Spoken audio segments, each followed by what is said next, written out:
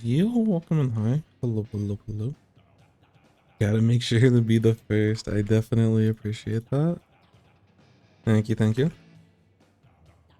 Hope you're doing well, my friends.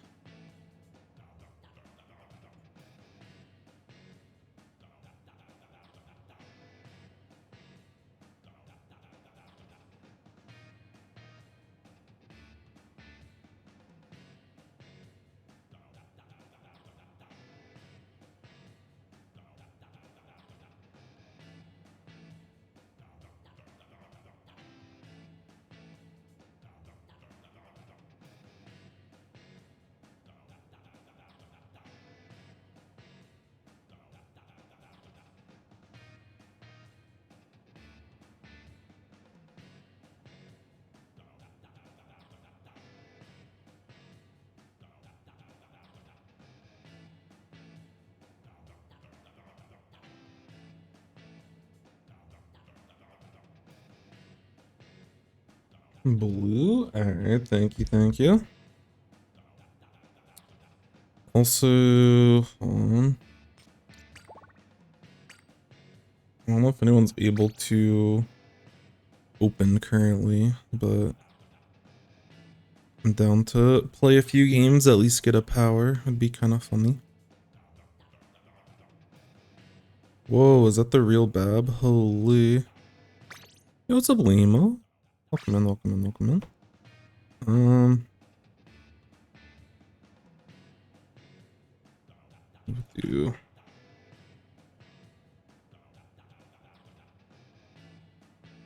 I don't know if I'm still actually in this pool. Let me see. I need to unmake the game real quick.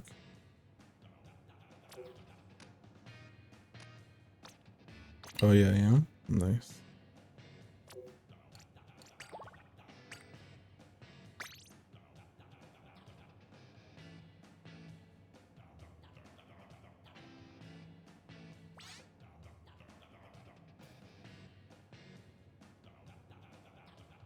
Not it one.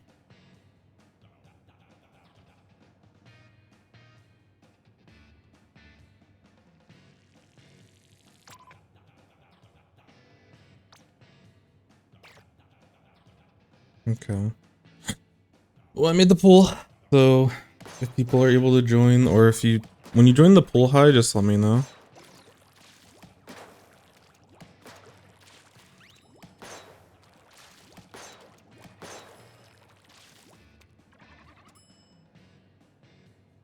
Send no diff? Alright. I sent it too early. It's usually pretty fat. Yeah, I was gonna say, I think it's only like a minute or so before it lets you do another one. Right, hopefully you're able to see that. I don't know who the Kraken is,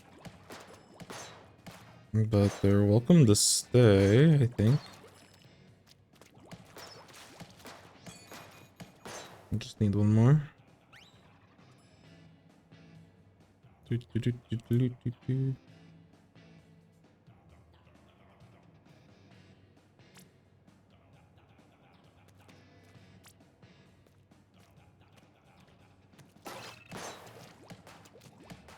I'll give it a tiny bit more. If anyone wants to play, we still have room for one more. Join next round. Gotcha, gotcha. Also welcome in. You. Hello, hello.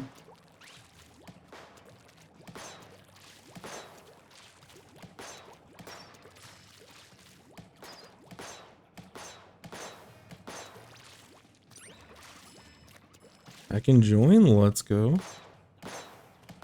Oh, we lost someone. Yeah, pool is reborn. So once you're in, I don't think I have you added. I don't know for sure though. But yeah, once you're in the pool, let me know. I can send a notification.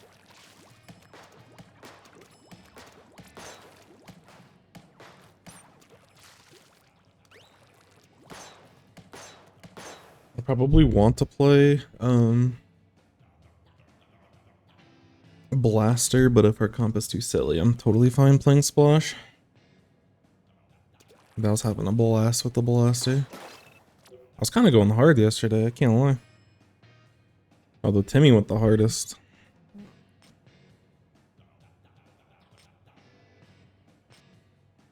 And this was the incident.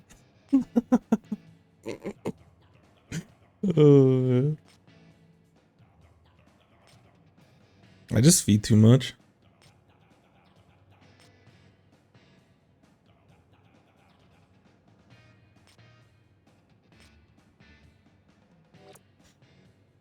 Get my charger on, let's go. Yeah, anyone and everyone is welcome to play.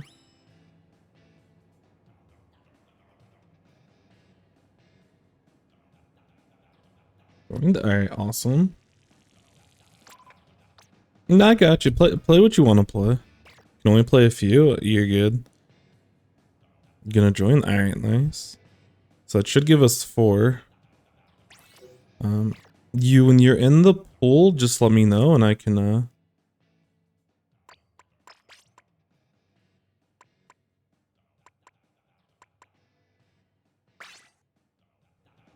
send another invite for you.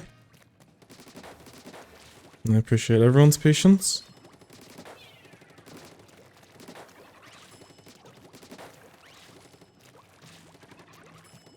Hope y'all are having a nice Wednesday. If anyone's trying to play an SOS this afternoon or evening or whatever time it is for you. Oh, well, it's already full. I was gonna say make sure you register, but they've hit max check-in. Although I would assume one of these 64 teams is gonna forget to check in or isn't able to play.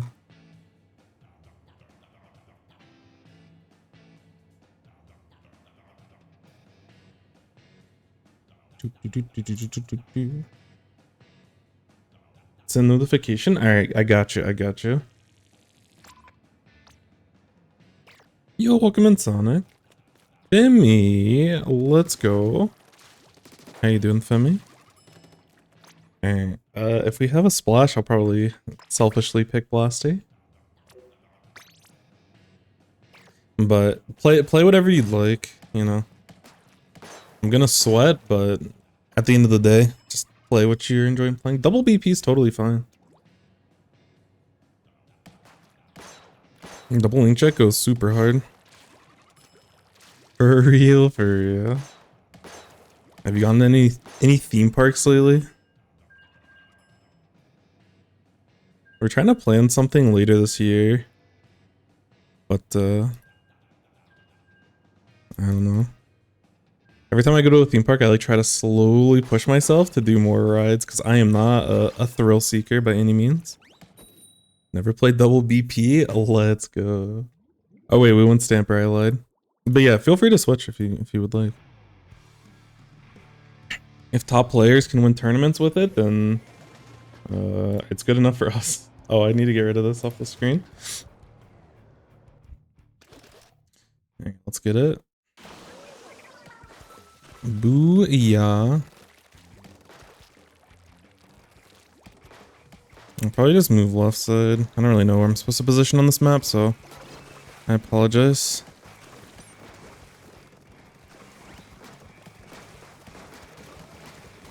Nice. I can whale. Me when I miss all my shots. Okay, that should be it. Nice.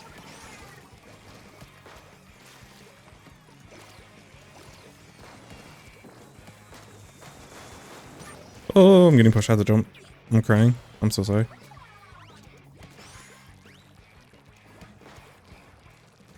Some decent equivalent replays? Yeah, I'm so...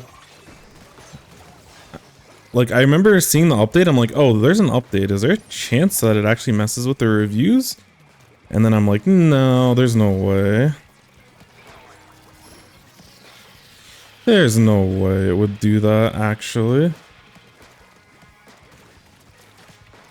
And then I log in and then I go to the replays because I wanted to check one of our team replays that we, like when we were playing as a team. And I got the dreaded notification. Nice help. There we go. Alright, we might be able to push. Unless this Nova goes absolutely crazy. No! Dude, I can't beat Clash Blasters. They're too strong. Nice scores. I jinxed it. I did jinx it. I'm so sorry. So yeah, I think the order that people give codes is just the order that I'm gonna do it. Like obviously if you're like the next one in line and you give a code in like a day or two, because you know, people need time to be able to... I'm not gonna get this in time. You know, people are like their place in line is saved. Thank you. But okay, so I can go be objective player. Y'all seem to be slaying very well.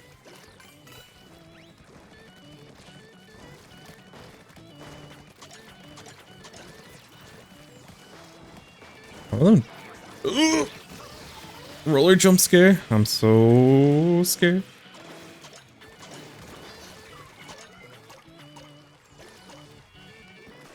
I was gonna say, isn't there still someone behind us? Yo, the double blast. I've never gotten 2 kills with a single blaster.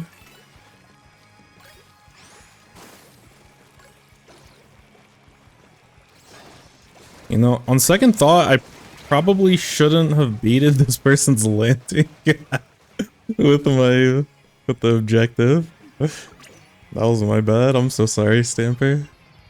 I believe that's you. I did. I gave you heat for no reason.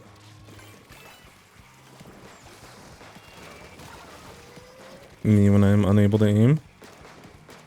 Okay.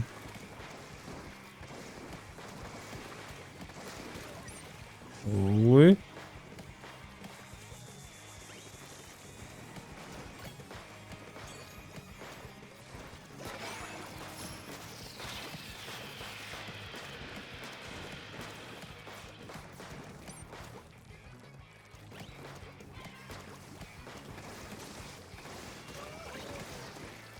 Huh.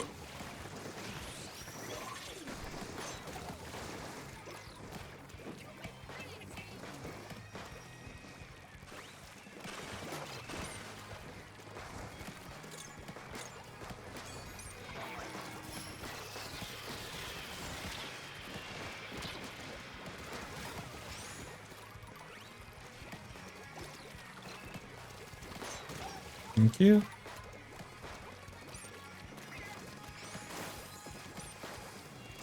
I'm so scared.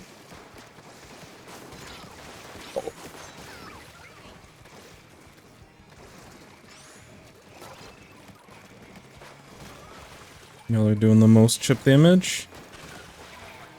Alright, I think we get the push here. If I can hit shots. There we go, nice show. 2 splats with a whale. Yeah, I've never had the double. Well played, everyone. I'm so sorry, you were using your zipcaster and I threw the ball to you because I'm like, oh, when you land, like you can just pick it up and score. And then after I threw it, I'm like, wait, if I throw the ball to you, they're gonna look at it and then they're gonna camp your landing. I'm so sorry. Y'all deserve better. Y'all truly deserve better, but good stuff, good stuff. Welcome in, Peter. We're doing a little bit of open here. We're gonna be doing the reviews in a little bit. I'm trying to... I think there was like 1 or 2 reviews. People were kind enough to get the review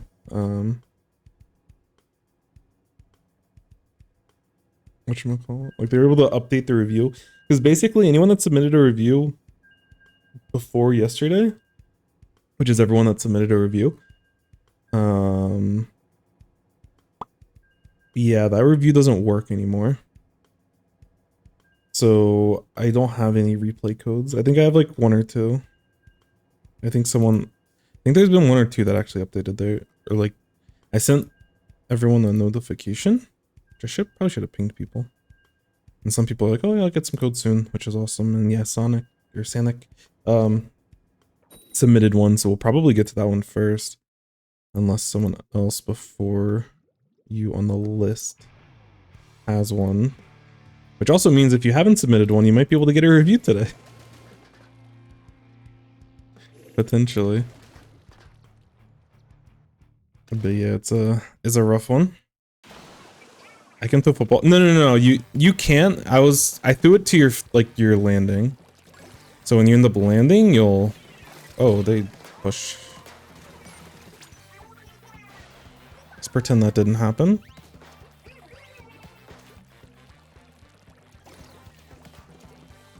Nice job, team.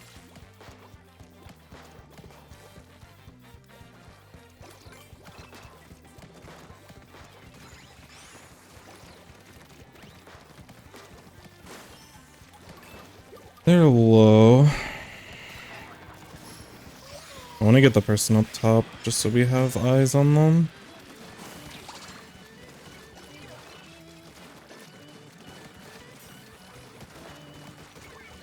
I should not have dropped you.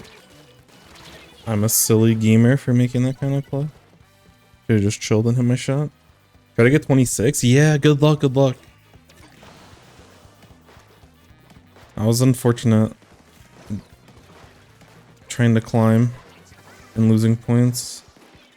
One of my teammates was playing yesterday and they had a not so successful rotation. I hit the wrong person.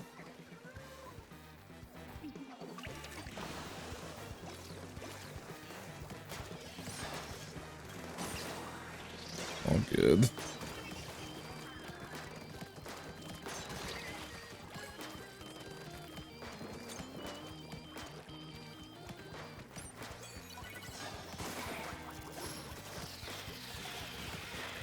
Nice.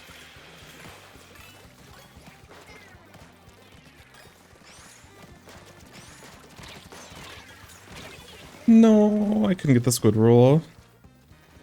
110 points within 2 hours.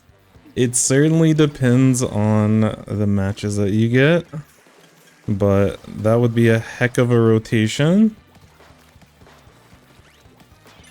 It is doable, especially earlier in the season, but yeah, you're gonna need a lot of KOs. You're gonna need like a Splatoon 2 Rainmaker rotation where it's just like 30-second KOs. But I wish you the best of luck, my friends. Nice. Oh, behind.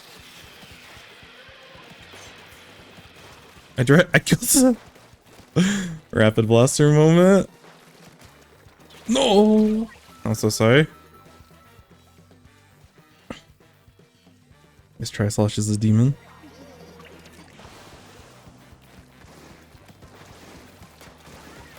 Yeah, I got outplayed by the bucket, unfortunately.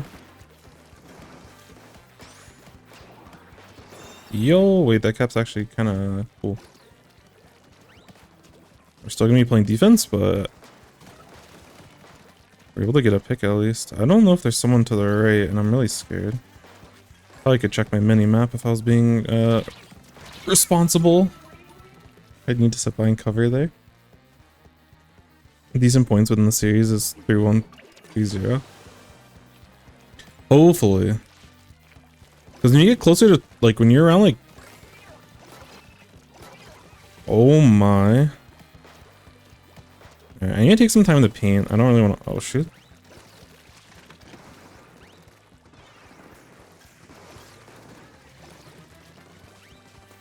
Because when you start getting that high, I feel like more often than not, the point gains are not that much. I thought I was being... shoot. I didn't expect... I thought the 10 was going to drop and play aggressive. And I was trying to get the cheeky score. Oh no.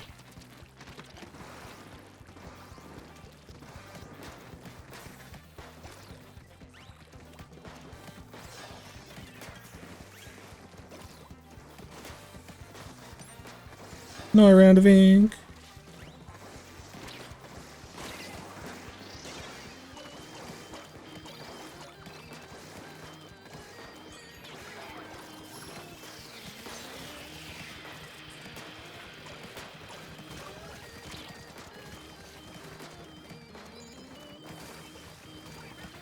Nice. Alright, I believe in the push.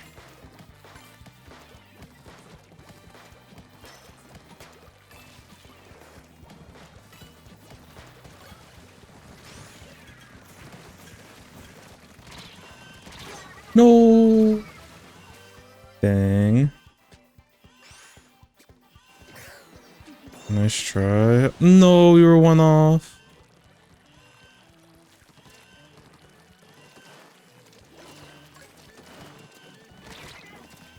No. Nice try. I choked that game. That was my bad for sure. Nice try though. Good job getting the last claim in. Y'all had like the perfect push. Y'all had Kraken going, you had Crab up. That was the perfect push situation, and then I took a fight with ballpoint. I didn't think they were gonna look at me. But they started shooting at me and I didn't respect it, so yeah, that was my bad. Y'all did great though.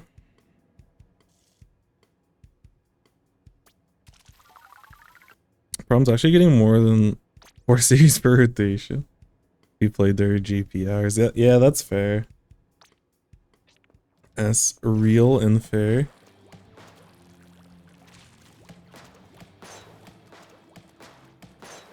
Although I feel like for the most part, I don't really have too much of a difficult time finding matches at any hours, but you definitely get the really juicy rotations if you play during like hours that are good for Japan. Oh no, someone got blasted. Did you have to go, or did you want us to? I respect the undercover. We can get you in next game if you're coming back, you. But if you're done, then that's okay. Hey, it's shirt. Shout out the shirt. Just into the shadow realm. We hate to see it. We hate to see it.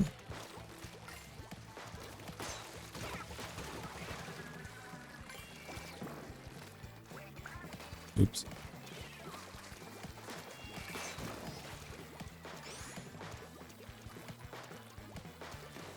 I feel like I'm interrupting a party when they're playing all brushes.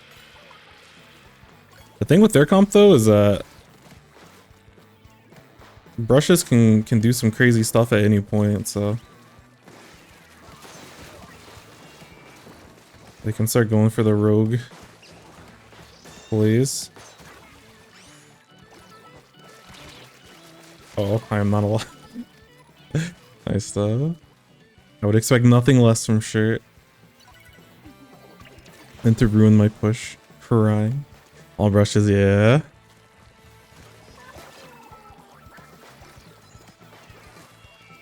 Oof.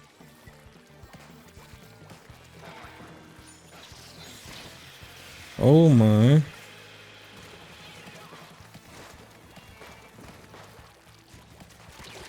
No. I probably should have jumped back at that spot when they started popping hammer. It seems like the smarter play.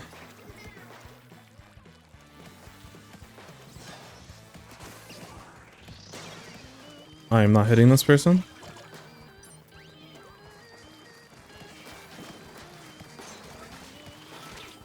I'm dead. Nice cleanup.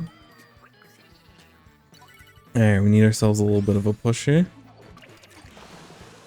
Let's go Agent A, I believe. Oh. Whoa! Hold on.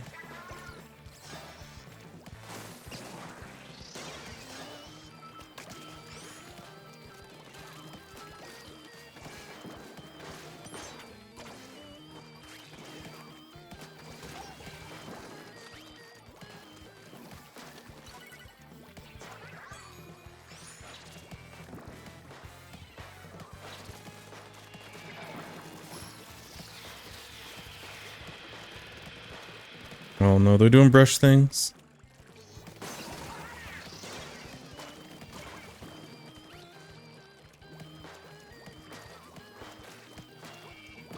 There's one behind me, isn't there? Oh no.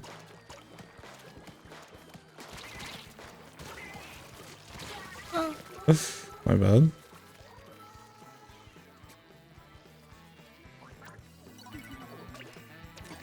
Are they still up here? Are they dropped? Okay.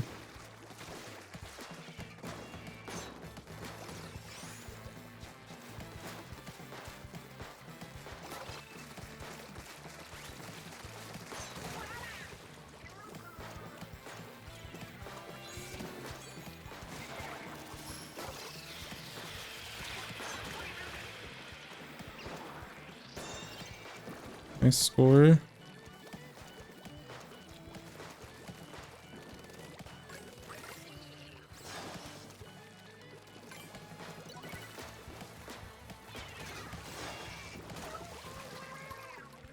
Uh-oh.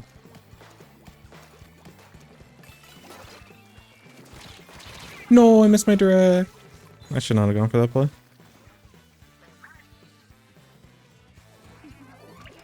I believe in you, Agent A. Nice. They're still up here. Nice.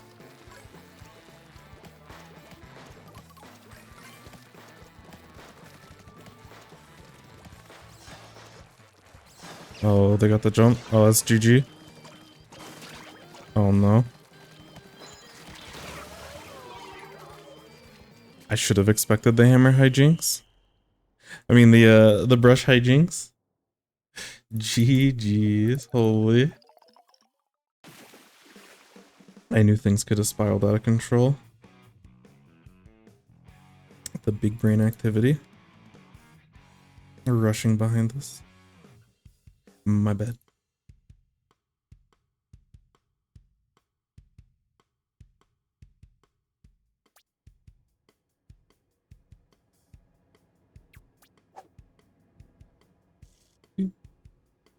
Yeah, the brush assault is definitely part of the game plan.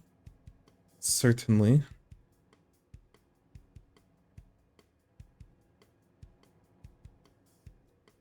But yeah, what time is the challenge today?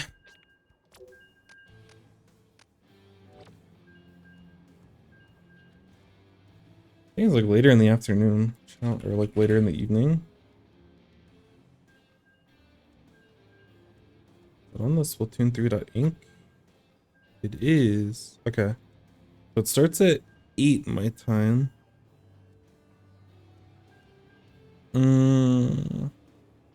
Yeah, I'm probably not going to be able to play in that rotation. I probably have to wait until a later rotation because I'll be doing SOS. Unless we get knocked out like super early. Or we do so bad that we just drop.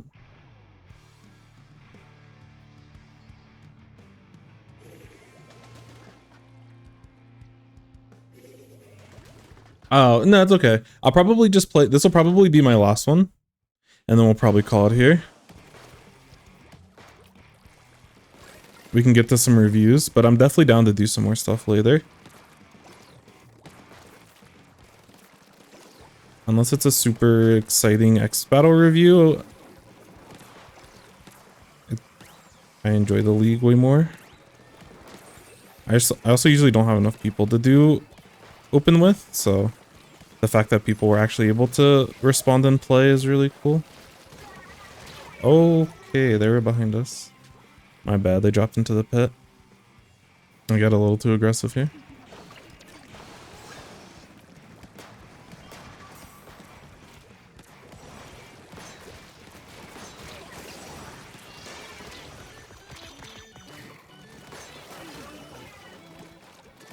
No. Nice, good help.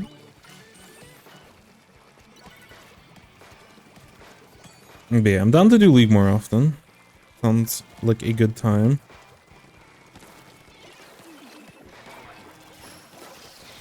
And if we have enough time, we can probably go for like a full rotation. Like I want to do more, like maybe we don't have to play for like a full 2 hours. I mean, we can if people are able to, but you know, at least play like 5-10 games together. I'm gonna be honest, I haven't seen this. I haven't seen connection unstable in so long. Where am I? Hey, what's up, Hitzel? Hello, hello. Oh, and thank you for the follow. No, not the com error. That's what I get for antagonizing Nintendo on twitter.com. I haven't seen that notification maybe once this entire game. I have to be close enough to be the same rank. I'm so sorry for the DC. I think anyone's able to play. I think you're just actually able to just play. Nintendo Switch offline. Actually. Alright, so reviews. So all of the reviews got wiped, and while we are able to wait for the people that did submit reviews to get in a second review, only got it during Salmon Run. I wish that were the case. I'm trying to think the last time I had it, because I only remember it in Splatoon 2, but I think I had it happen once.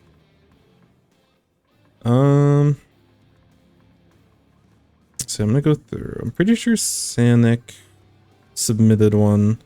But yeah, basically we're out of codes until people stock up. So if anyone has a review code that you played in the last day, although I guess it's been less than a day, in the last like 12 hours, I can probably just review it. I would still ask for you to submit it through the normal way so I can keep up, but no, you're fine. Definitely like take your time with it. Like once the code's ready, then we'll get to it immediately. Like your place is saved, so no worries about that at all. But we get thrown in an awkward spot because of Nintendo. Because of this. But I guess any changes that they make with official like notes are probably going to do this to the review codes, which makes a lot of plans that I have be a bit of a headache. At some point I want to do like I was talking about it before, but I want to do a like pro VOD analysis.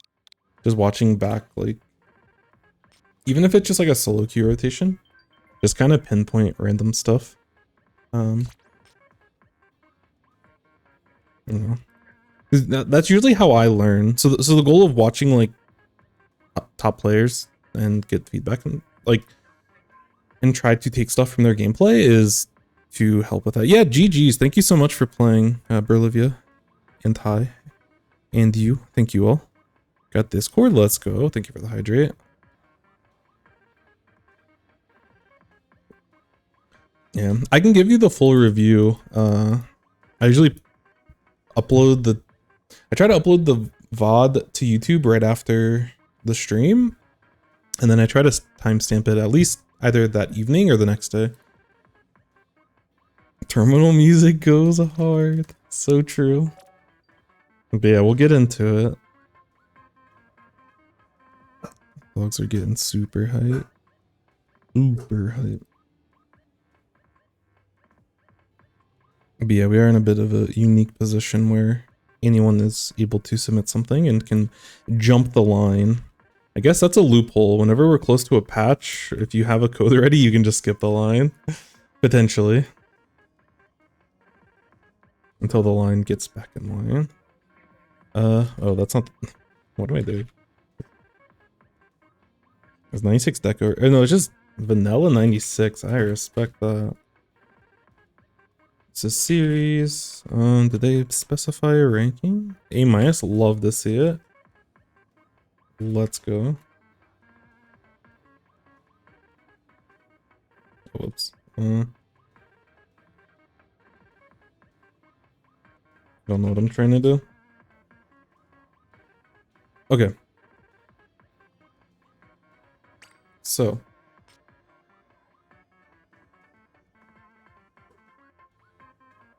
Is there any notes? It's so useless. Nintendo deletes codes. Yeah, I mean, it's I guess it's the infrastructure that they do their reviews, but back in my day, you just, if you wanted a review, or like if you wanted to store a replay, you just downloaded the whole file. Cause like I mean, the way that they do it now is definitely way better because it like saves on a bunch of memory. But like I have old Halo 3, well, not still because I don't have my 360 anymore, but you could like, if you had like a clip, because you could do clips like you do in Splatoon, or you could just have the full VOD or like the full game, and those just stayed forever. But they took up like a ton of memory on your on your hard drive and everything because it just like downloaded the whole thing. I don't know how they did that. That was the best replay mode that's ever existed. I really miss the free cam that they had in that, because you could take like really cool cinematic photos that I feel like nowadays would be appreciated a lot more. Because people did some really cool stuff back then, but it just, there wasn't really a good way. Like social media wasn't really that much of a thing. Unless you were on like Facebook or MySpace or something. So there wasn't like great ways to share unless you were like showing your friend. Like when you got home from school and stuff, you're like, oh, like I took this cool picture. I don't know. You could also save your like campaign or like single player stuff, which was, and like watch those replays, which was interesting. I don't know if speedrunners would be able to like get any value from that. It probably would be too much of, it'd probably just be like too bulky of a process, but I don't know. Either way, I'm a boomer. I reminisce about the old times, but let's reminisce about the current times, the good times, the 96 times. Yo, what's up, sons? Speedrunners and, well, like for Splatoon, like if you could rewatch a replay for like in single player for like Splatoon 3 or something. Which I mean, they're recording their stuff, so it probably wouldn't really be useful, but I don't know. It'd be cool at least for like if they had like time trials for certain levels. And you could like watch other replays, or at least do like the, like how they do in most games where you like see the person's ghost or whatever, like they do in like Mario Kart, or when I played that one Rayman game that came out recently, or not recently, but the most recent one. Anyways, yeah, were there any notes here? It's kind of last second, so I definitely appreciate you providing a code. But yeah, we're looking at Clan Blitz on Mahi, which is a very interesting map mode, truthfully. And you're looking for tips and general thoughts on gameplay, what you could do better. Let's go. So, the thing with Clan Blitz on this map is that, and it's been so long, I haven't played this since like the Looty season. Like I haven't actually studied Clan Blitz on this map, but on this map, there's so many clam pods, and you'd have to go into recon mode because, so at the beginning of Clan Blitz, the clams just like spawn. I don't think they're actually random. They might be like pseudo random, but they should be identical for both sides. Like they're like mirrored basically. It's like a mirrored thing, but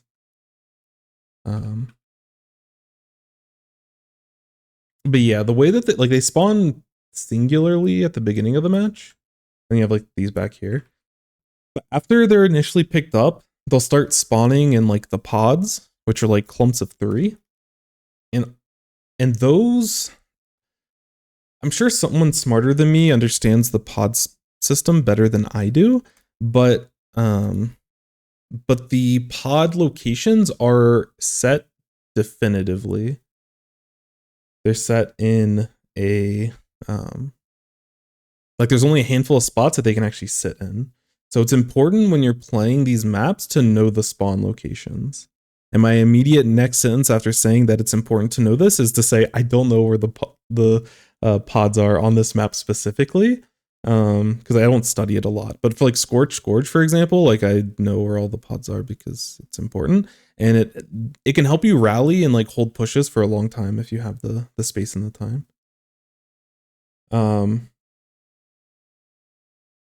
So yeah.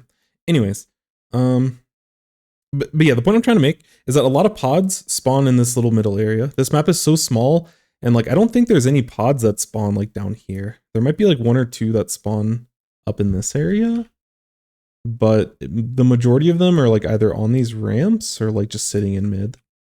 And you'll see a lot of times if you like wipe a team and you're like pushing back into mid, you can make like 2 or 3 like power clams just basically just running through mid very quickly. It's kind of ridiculous. None spawn in the wooded parts. Gotcha. Thank you. But that's one thing just to know, if like depending on people's comfort with clam blitz. So like making clams and scoring clams on this map, it's usually pretty easy. So scoring isn't necessarily easy, but you can get really big pushes. This is definitely a very much a KO'able map.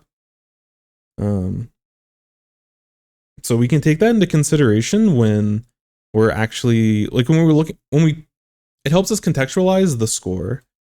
So on mincemeat or something, if our team had 50 and they still had 100, like this is a pretty good lead because it's really hard to score in mincemeat. But like if you're losing on this map, you know, even if this team has like 40 or something and you're still at 100, like we just need like 1 good push and we're chilling. So I wouldn't don't panic if we go down early. And I don't know if extra clams spawn in the elevated area, like when the water lowers or whatever, or the land rises. That's something I have to keep track of, but I should be better at this, but we don't play this map all that often anymore. Also on this map, chargers are really good, but there's no chargers in this match, so it doesn't really matter. But yeah, with this map mode, the biggest thing that I would say is, you know, any slip up can be punished massively, and if you go down early, don't panic. Just look for strong pushes. But yes, this map is quite small and quite congested. So when we look at like the weapon comps, we have quite a bit of range with our 96. I believe we outrange everyone on their team, which is really important to know. And it's something that we're going to want to consider when we're taking fights, when we're positioning, when we're spacing ourselves. Because if we outrange, and it might be close with the wiper, I'm always deceived. Like wiper matchups are so deceitful because wiper and stamper both have way too much range. But when we outrange everyone else, like we're happy to take open, like long area fights. And I always try to talk about like lanes and like the open lanes on the map. And like fighting off this ramp is very easy for us to do because of like if we have more range in the enemy team and we have enough space to position ourselves, then we should be able to like win basically every fight in like a long range. Obviously RNG and stuff with 96 is funny, but there's a lot of like we can be okay as a 96. Not that we want to take a bunch of like, we still want to take smart fights, but we don't have to be as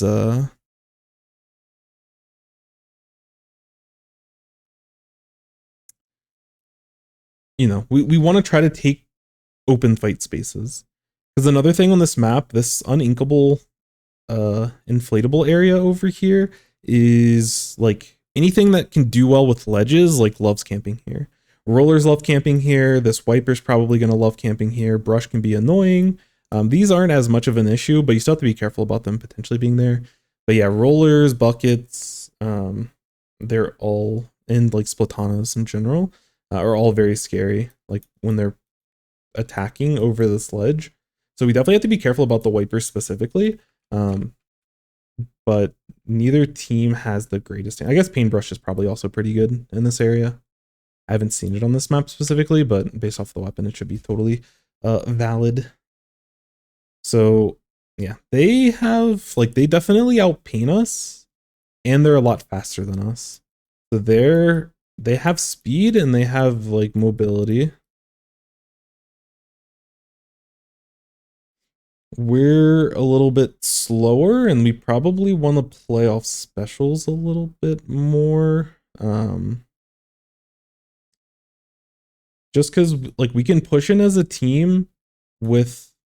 Yo, what's up, Jamie? We can push in as a team with the Zipcaster. Like, that's going to be really important to get to the enemy backline. Because, like, flanking on this map is kind of hard. So Zipcaster is actually kind of a nice tool on this map. Tri-strikes can help create space. We can use VAC. VAC actually has, because this map's kind of small and congested, VAC actually can do pretty well if, like, you want to pair it up with other specials, but if you want to push these kind of narrow corridors and stuff, we can do that with the VAC, and we're chilling. Wavebreaker also very, very good on this map, so I like our specials. Their specials are still pretty annoying too. Like Booya's good, Zuka, but it has a lot of, like, there's enough ledges for people to want to sit on because this map's pretty small that it is a bit of a threat. Like Whale's always generally pretty good. Hammer can be scary. So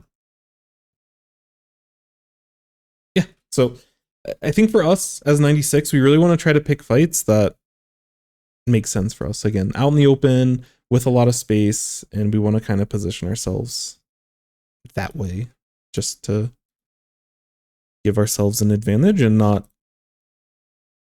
you know, get ran up on. Because these brushes and stuff might try to flank behind this way. They're always looking for opportunities to push in. We're going to have stampers and stuff that are sitting underneath this little ledge. Or, sorry, wipers. And the wipers are going to be slashing at us. So defending can be a little bit awkward if we don't have control of, like, mid. So that's one thing that we're gonna need to be a little bit careful about. But overall, I think I generally like our comp. We just have to be careful about the speediness, especially on a mode like Clan Blitz. Anyways, we will get into it. Let me double check chat. Yeah, hello Jamie. Hello. Funny how the Splatana stamper doesn't have stamp. Yeah, I think that's why I call it stamper a lot, because I think about the stamp. But I call the stamp hammer, so I don't know. I'm all over the place. For God's back was a special, yeah. Remember when we all thought VAC was going to be, like, ridiculous?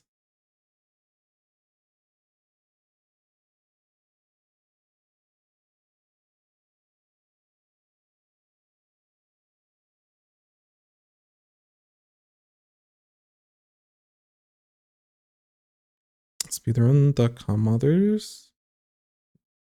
Now that you're downloading your stream and uploading on YouTube.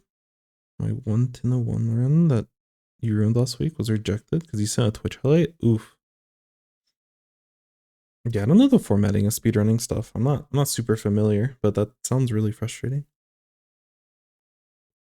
But I can understand. I know that the few summoning salt videos that I've seen, there's always, like, someone that tries to, like, splice clips and stuff, so I can understand their cautiousness with however they format stuff, but it's definitely frustrating, especially if you get to, like, a really nice run. But I didn't know you speedrun. That's super cool. Shout out to the speedrunners. Y'all are the real ones. All right.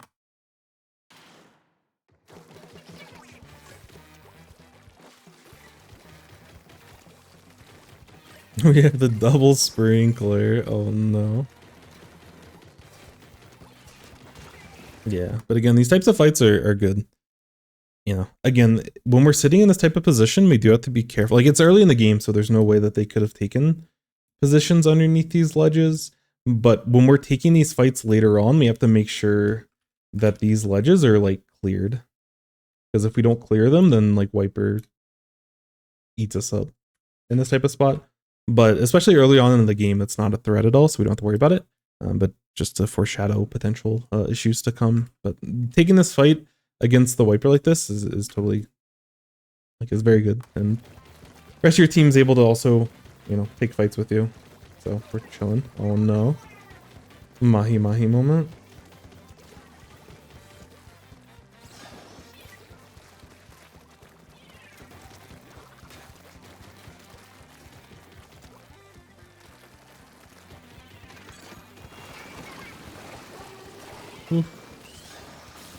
Nice vac. Unfortunately, you weren't able to save your teammate, but you were able to save yourself because that was very scary.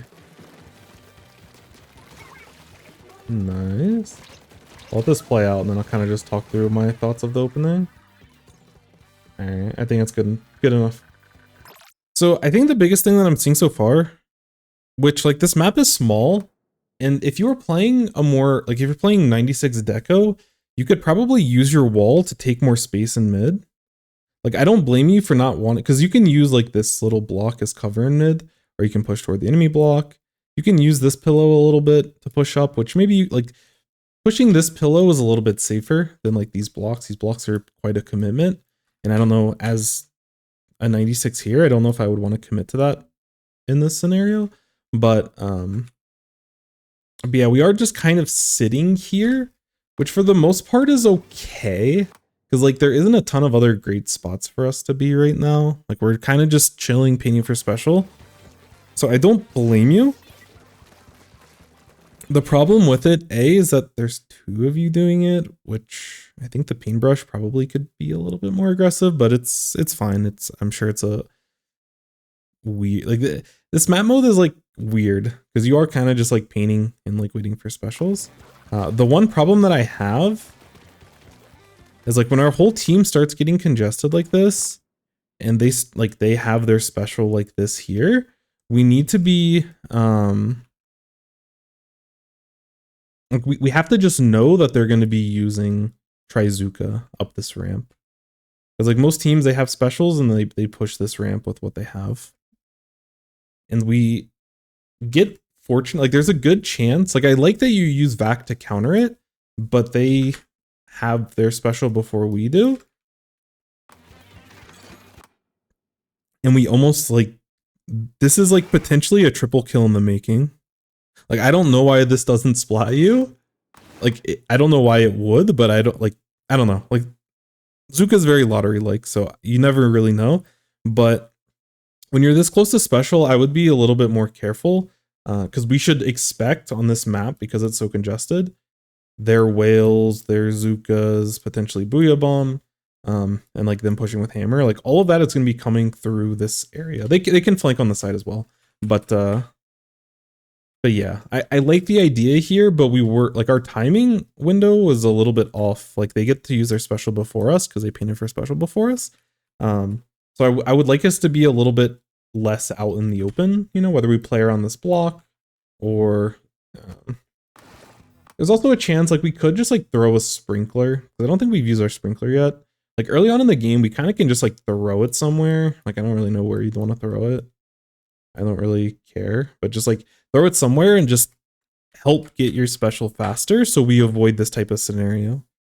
Because if we're a little bit faster here, we actually save our teammate, but this is a very scary situation. But again, I really like your approach and your idea, but this is one of the scary things about just being stationary, is that sometimes, like, if you get too comfortable up here, you can get a little bit, I think flat-footed is the word, but you can get very, like, you're not as fast to react and not as mobile because you get a little bit too comfortable.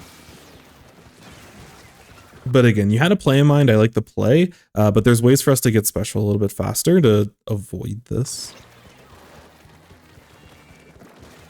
But nice pick.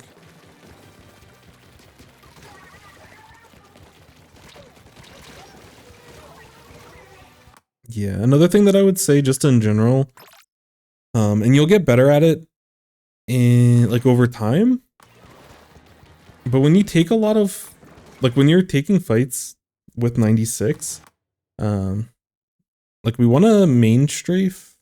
I'm not sure if you're familiar with, like, main strafe, sub strafe, and all of the quirky movement tech that shooter players have. I mean, other classes have it as well, but like shooters can take advantage of it very well also. But that's like one of the defining differences between a newer 96 player and like a very good 96 player is that when you watch like top 96 players, they're main strafing between certain amounts of shots. Sometimes they'll strafe between one shot, sometimes they'll strafe between, you know, a couple of shots. It depends on like just the scenario and like the amount of, like, if you need to move, you want to strafe more often if you're in more trouble and there's more stuff being thrown at you, so you can stay more mobile. But in general, it's good for you to just get into the habit of every couple of shots at least, like look to maneuver. Because when you watch, like the mobility on like during the Nintendo Splat Championship thing, it's not Nintendo's, but like the Splatoon World Championships. I forgot what it was called, but it's when they had like the 4 Western teams and the 4 Japanese teams. There was quite a lot of Japanese teams that ran 96, and their movement is so good with it that they looked like they were playing 52 because they were so mobile between their shots. And like that's a goal that like it's going to take a lot of time to get there, but I want us to start building those habits. I want us to start, you know, make sure that we're confident like moving in between our shots. Because like when this person is just super focused on I need to like avoid these shots and try to score, it doesn't matter as much, you know? Like again, it's still a good habit and we still can reposition to get closer and have an easier time hitting them. Like this situation, we're not going to get punished for as much because this person is just like super tunneled on scoring. But this fight that we take after, when this person is looking to actually like slay what's in front of them, this is where maneuvering is really important. And it's probably one of the biggest skills as a 96 player because again, you almost look like a lightweight weapon, or like you can strafe like any other short range shooter if you have proper movement on this weapon. But if you don't, you're like literally stuck in place because your walk speed while shooting on this is like abysmal. And that's what happens here. Is like we're stuck in like turret mode and we don't move because the 96 doesn't move when it's in turret mode, and we get picked by the shot because of it. And like in this spot, you're fighting a 3v1, so it's less important for you to like hit all of your shots and more just keep shooting at them. And like between you and your other teammates, like at some point y'all will get the pick. But when you have a numbers advantage like that, it's better to be more mobile than like just throwing a bunch of shots at them. Because ideally between 3 of you, you can get enough damage to get the splat and you just want to stay alive. I don't think about it in the heat of battle. Gotcha. Yeah, substrafing is weird. Like it's still a good habit, but if you're playing a shooter weapon, you definitely want to get into the habit of main strafing. I can show it. I'm not good at 96. Like I can't be like super perfect with it. But I can kind of show you what it generally looks like.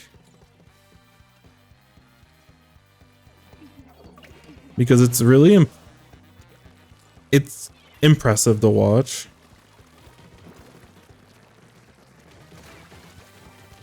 Yeah, so we have an advantage here.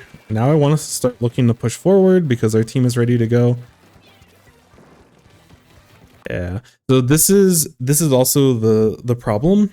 When we're on defense or we're fighting in mid with the rest of our team, sitting in this area is like, again, it's not bad, but we need to know when it's okay to start moving forward. And right now it's technically a 4v4, but 3 of them are spawning in. I think 2 of them are spawning in, one of them's swimming out of spawn and one of them's still up.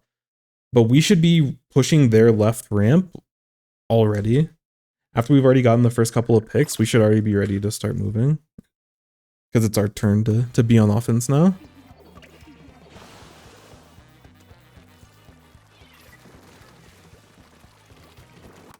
Also, like this is just me getting annoyed at these things. I would just shoot this thing. It's nice just to get rid of them, but yeah.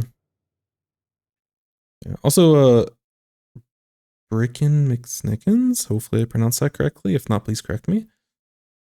All I know about 96 is not auto fire too much. Yeah, for sure. There's a time and place, but most times it's better to be like in this game, it's better to be mobile and just make yourself harder to hit. And it'll on average just keep you alive for longer. And like in a lot of competitive games, you'll learn that it's better to stay alive longer than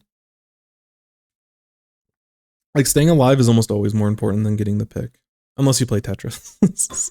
Like there's some slaying and like there's certain play patterns and there's certain play styles that you do want to be like super like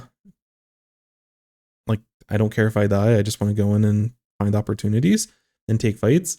But even though like even in that case, like Tetris is still being very like hyper mobile. It kind of gets it for free because of its roles, but you know, even when it's taking those fights, it still is looking for opportunities to like stay alive, you know? It's not just rolling forward at them and trying to feed as fast as they can. Big sigh. I love Tetra players. No Tetra slander here. There's a zones rotation in a couple of hours. Mahi humpback. Oh, that's the biggest sigh. That sounds awful. Find it hard for me to see push times? Gotcha. So, in terms of overall awareness, especially if you're playing a weapon like 96 where you can be a little bit farther back. Again, 96 Deco actually plays like pretty aggressive, especially at higher levels of play. But also welcome in Feeble. But like constantly glancing at the UI up here is like really important because it feeds you the information that you are looking for. And like some of this information is visual on the screen. And you can see like people are down and everything. But whenever you have like little bits of downtime, you should be finding ways to be looking for information outside of just like outside of the game itself. Like what's going on in here. So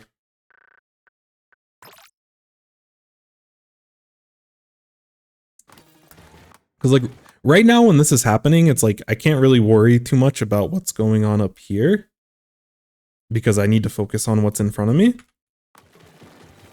So like if there's something that you're fighting in front of you, it's definitely most important to focus on that. And like right here, you want to focus in front of you, obviously strafe between your shots, but I wouldn't worry about the UI now. When you're dead and you get splatted, check this and always like pop open your minimap. Minimap is a really bulky concept that I need to get back to continuing that video. I just scope creep happened with it. But you know, as you're swimming in here, you should be able to swim in and like climb up or wherever you're trying to path yourself. You should be able to do that while also checking this and also potentially checking your minimap. Again, at this point, like minimap is something that it can be tough to weave into it. So I'm not going to worry about it too much, especially kind of like where you're at here. I would say always get into the habit of opening up your minimap when you're splatted because there's literally nothing else that you can do mechanically. So just get into that habit. But definitely at least because you just have to glance your eyes to look at the UI. But like whenever you're moving and there's nothing for you to like shoot at or look at, this is where we want to keep our eyes on here. Also, welcome in, Mana. Hello, hello, hello. Stuff how to recognize people. Don't people down. Those quick flashes on top of your eye level hopefully can get noticed. You can train it so you don't see it without having to glance. Yeah, that's true as well. Like as you get more comfortable, there's a lot of different ways. Also, welcome up, Rico. Hello, hello, hello. Yeah, the more comfortable you are, yeah, you can kind of like sometimes even between fights, like there are downtimes in the middle of a fight. It's hard to explain, but yeah, over time you can get super, super comfortable. But at least for right now, look for opportunities to look for it. Like right here, we should be able to look at our minimap. Like we see that there's some stuff over here and these are like the remaining people. Late reaction training. Like we see people over here, but they're not like an immediate threat. And like maybe we do want to like turn around and start painting this area so that, you know, either they have to retreat or they back up. But as we're doing that, like we should be able to turn and start getting shots over here without having to like fully focus on like our crosshair and stuff, if that makes sense. Does it show? No, it does not, unfortunately. You'd have to like record your gameplay in order to be able to show like when people open map.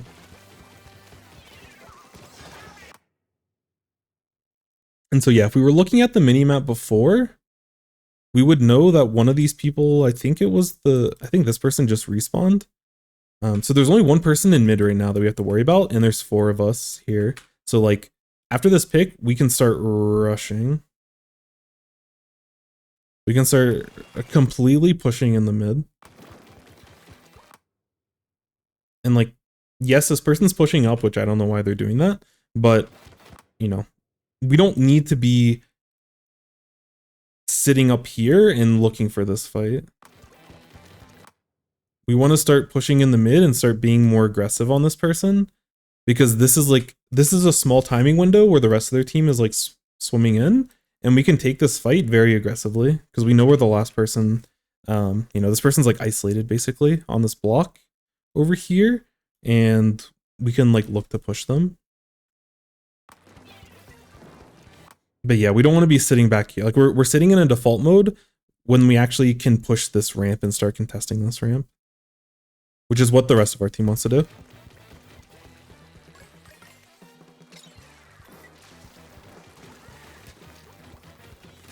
And again here, like we have numbers advantage. One of the things as 96 and just like as like a more backliney anchor on the team, which I don't know what I'd consider like vanilla 96. I don't know exactly what kind of role it is. It's definitely a lot more anchor, and it's not nearly as aggressive as the deco version, just because its kit doesn't really support it. It definitely is going to play more backline. So like I think your general role is fine, but knowing when to transition between you know, I'm sitting and I'm holding control of this versus, okay, we've eliminated most of the threats and we can start looking to pressure this ourselves. That's something that we're going to need to work on in this kind of scenario. Was like this in Rainmaker, I feel like I tunnel too much on defending. Rainmaker less of an extent. Yeah, for sure. It's something, again, as long as you're aware of it, you can refine how you push over time. It's like, you know, the next time you go into a game, if you notice that your team has numbers, I think in general, like if your team has at least 2 more people alive than the other team, like a 4v2 here, which this doesn't include people that are like swimming in and stuff. Like let's just say like y'all have like a 4v2 or it's a 3v1 or something, then that should at least be some indication that we should be looking to move forward. But even just having like even if one of them was up, even if it was a 4v3, there should still be an opportunity for us to be a little bit more aggressive potentially. Obviously all this is contextual, but you know, my first step to help in these spots is like, you know, when this person is like over here, and like as they start moving closer, then we can focus a little bit harder on like hitting our shots. But like when they're like back here and we're just getting paint around this area, we should be able to get to a point where we're comfortable enough to like, we should generally be able to like maneuver around the map while still having our main focus like looking at the scoreboard, if that makes sense, or have the main focus of us looking at our mini map. It's a skill that takes time, and it's something that you can practice in like recon mode or something. But you should be like, you're not going to have like the most optimal movement and the most optimal shots, but it's more important for us to start looking at the information above. And again, it becomes easier over time, and it's something that like I don't really think that I have to do anymore. It's just something that I do. But yeah, try to be a little bit more deliberate when keeping an eye on that, because that'll help provide you information and inform you if you need to move forward or not. The other thing that can just generally like inform you, this is like less of a science, but like if you see the overall paint right now, like all of mid is basically your color paint. And this should also just kind of generally clue you in. Again, there's going to be certain cases where this doesn't always fit. But if there's a bunch of your paint in front of you, that's usually a good indication that you can start pushing forward. I don't know if you were here when I was talking about getting like painting to check for enemies and stuff.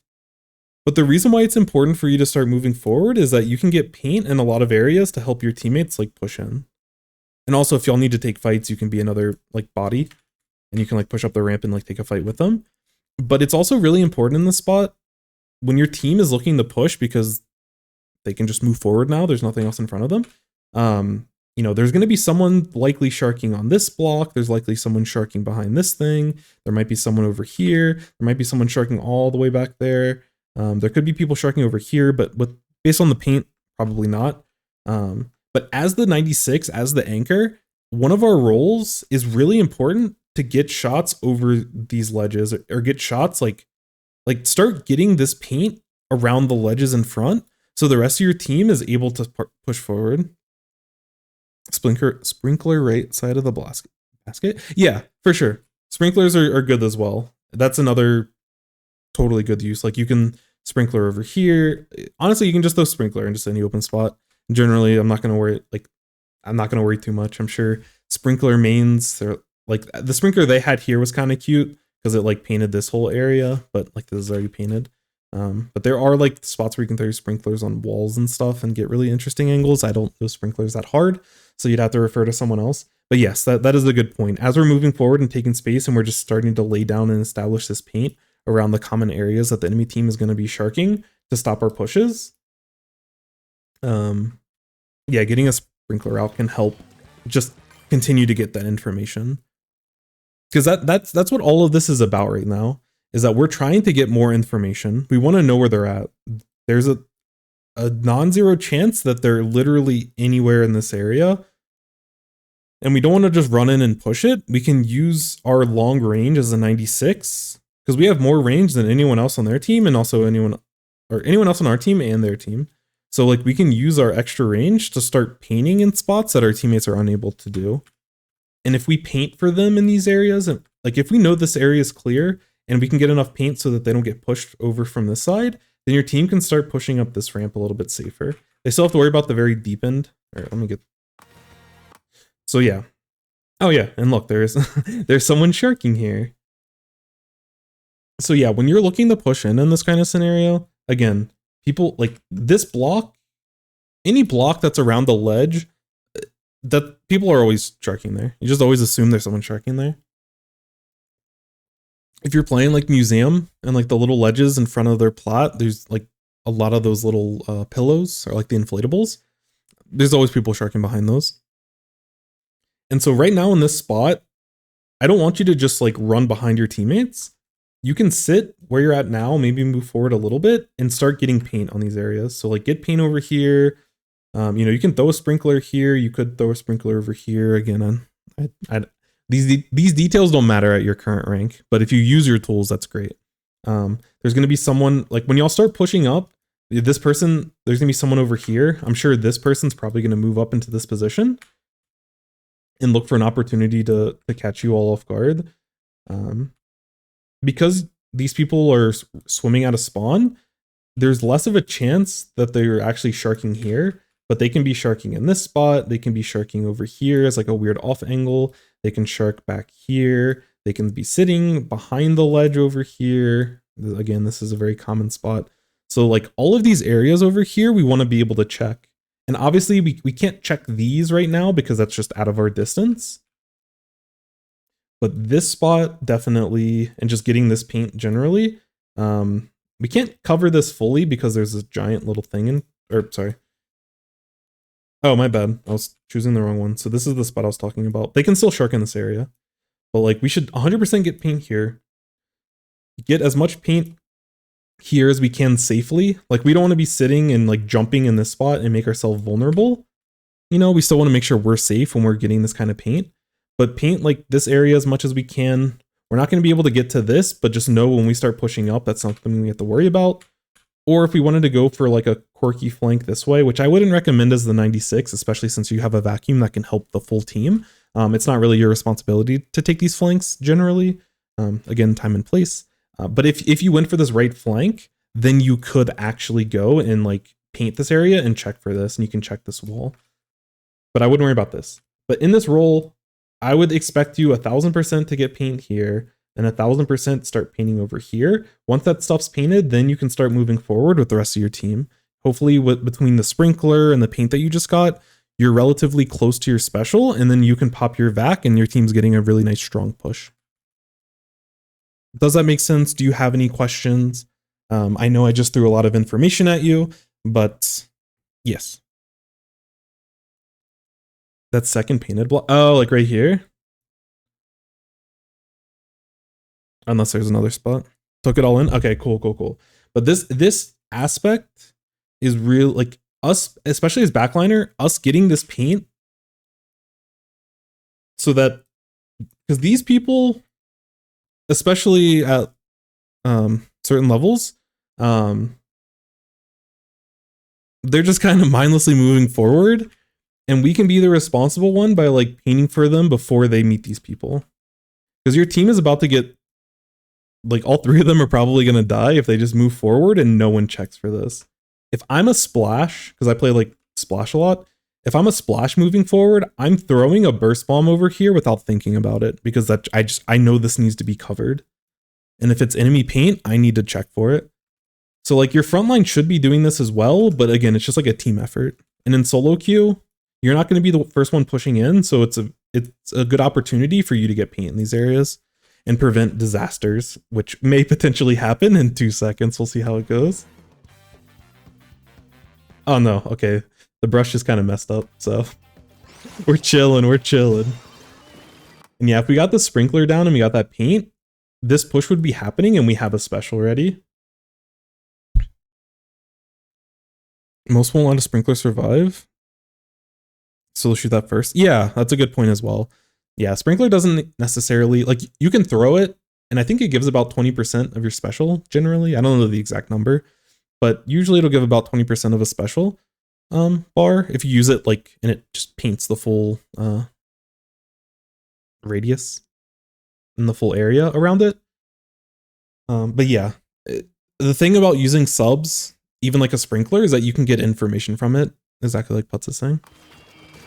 And just because it doesn't paint 20% of your special gauge, if they, you know, them shooting it and you seeing that they shoot it gives you information that you didn't have otherwise.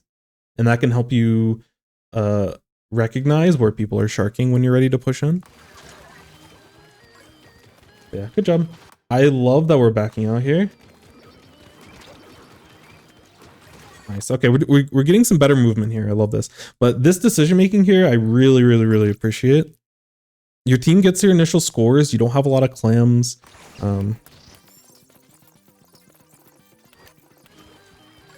Like one of your teammates has backed out, but I just love us backing out here.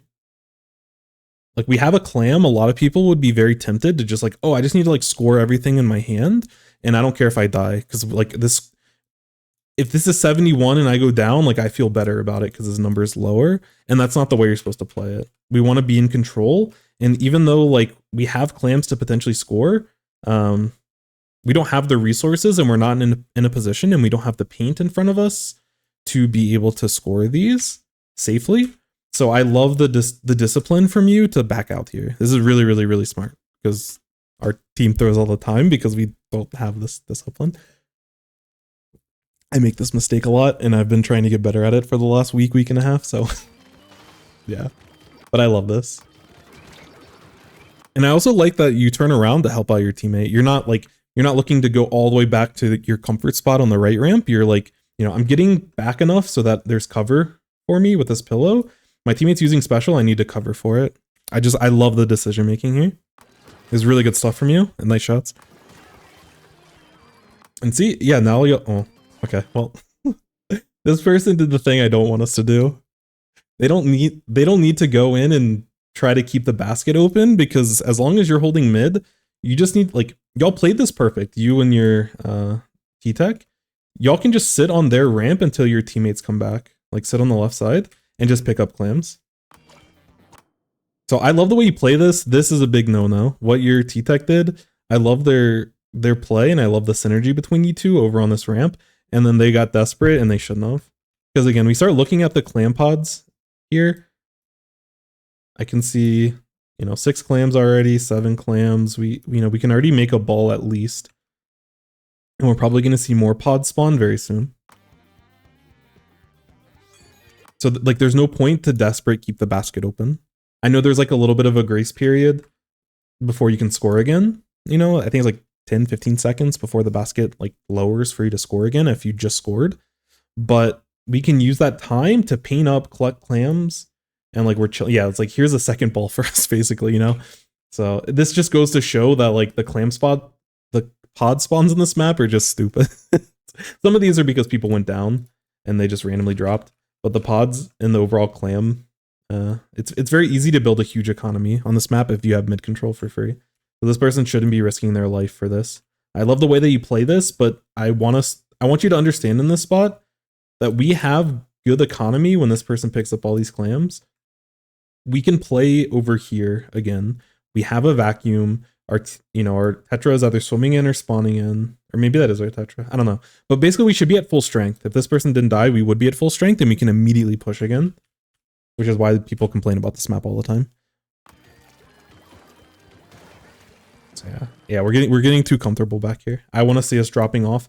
And again, everything I was saying before, painting this area, I want you to be doing all of this so that once your teammates are ready to start pushing, all that stuff's already cleared out for them. You've simplified the push for the rest of your team. You paint these areas, you throw a sprinkler because you have the extra paint, and then you pop your vac, and then teammates are ready to go. But if the enemy, you don't want to give the enemy time to set up if you're already ready to push. And yes, like you just pushed, like, I mean, technically your push is still happening, but yes, we just pushed. But, assuming that our teammates didn't feed in this spot, we would be at full strength. We have plenty of clams to score. We're ready to push again.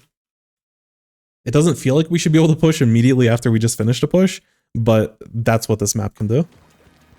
So we don't need to feel like we have to be on defense after we score. We can still be on the attacking because that's what the map dictates. That's what our clam economy dictates. And that's what our numbers did dictate before teammates fed. So, yeah. But again, I really like your disciplined approach to Clam Blitz. I have to give you a ton of kudos.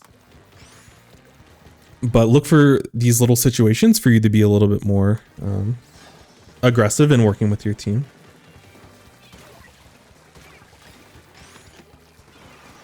That's unfortunate.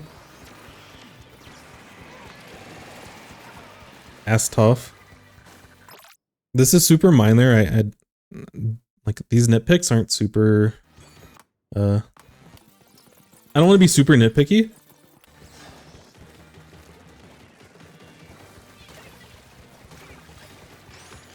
At this point, when you have a ball and they have a Zuka, or they have like a crab or something that they need information to be able to know where to shoot, just throw the ball. Like, get the ball off of you. You can throw it backwards, you can throw it up here. I don't really care where it goes. Generally, you'd probably want to throw it somewhere backwards, but I don't really care where it goes. I just don't want to give them this information, because them knowing your exact locations when they have a Trizuka out is really dangerous, or when they have someone immediately pushing is very dangerous. It's okay for you to hold the ball when they push if you have people in front of you, but when you're the farthest forward, you don't want to have the ball in your hand.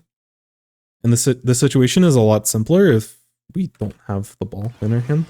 So at this point, I would have thrown it back here, and then, you can shark behind this block, you can start sharking over here, you can back up completely. Again, I don't care too much about the decision. I just don't like the way this plays out. And yeah, we can just, at this point, when they use 2 specials in this spot, we have to give up all this space. Like just back up here, climb back this left side, and then have your vacuum out so your teammates can support you. But like when they use all their specials to control the space, we can't really fight for it.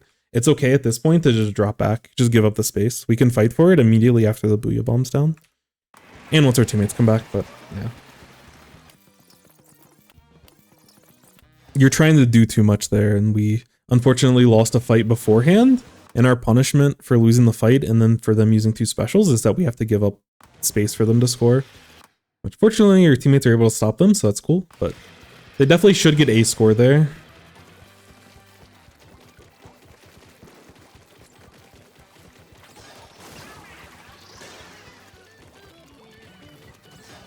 And again, sprinklers in these spots while you're, you know, painting and stuff can't hurt.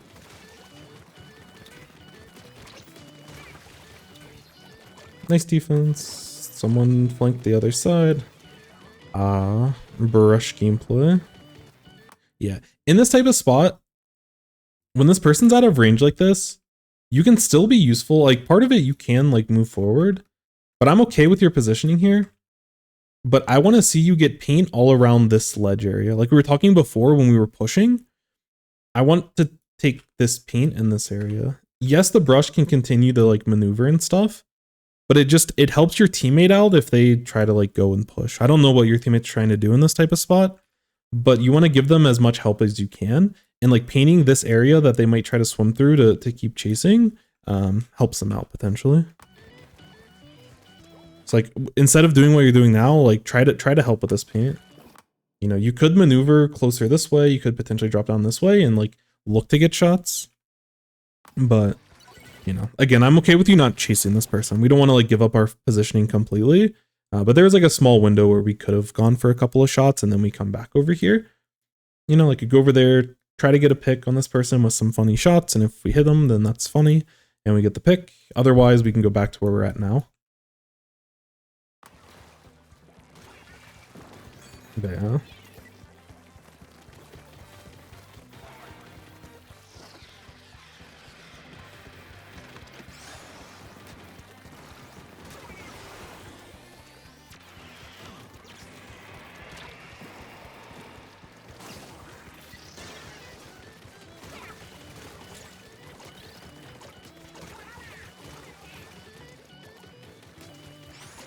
Nice. All right, and the other thing, when the enemy team gets wiped out completely, this is another indication that we need to be holding forward. Because there's no one in front of you. We have perfect information that all of them are all the way back there in their spawn. And you have like anywhere between 5 seconds, 7 seconds, 12 seconds, depending on the map, to move forward. But nice job on the wipe, nice job staying alive. Again, movement can be a little bit better between shots, but that's something that you'll develop over time. And again, we'll talk through it after.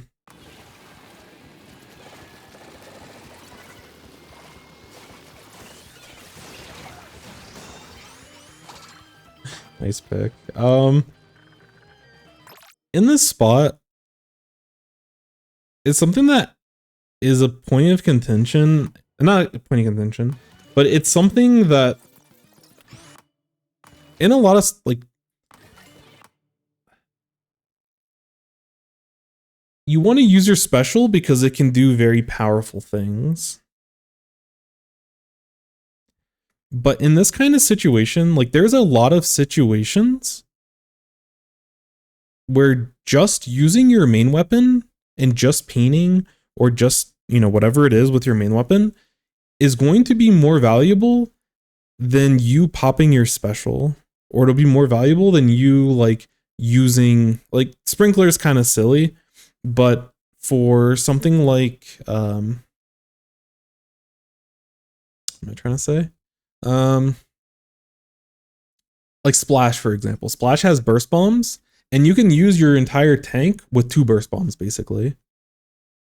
And there's certain spots where people will just opt to just throw bombs and try to like poke at someone.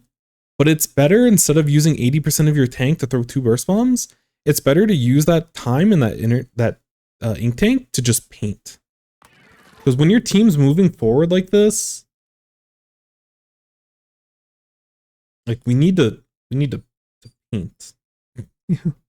What's up, Jorge? Hope you're doing well, my friend. Hope all is well. Because right now, vacuum does not allow you to paint at all. And all of this, like, I understand your idea is like, I want to keep this person safe, so I keep them in my cone and then they can score. But we need a little bit of a bigger push than that to take lead. And even if this did take lead, this person's going down, and then once our vacuum's out, we're going down, and then the enemy team has control, and then they're looking to push, and they just take lead right back.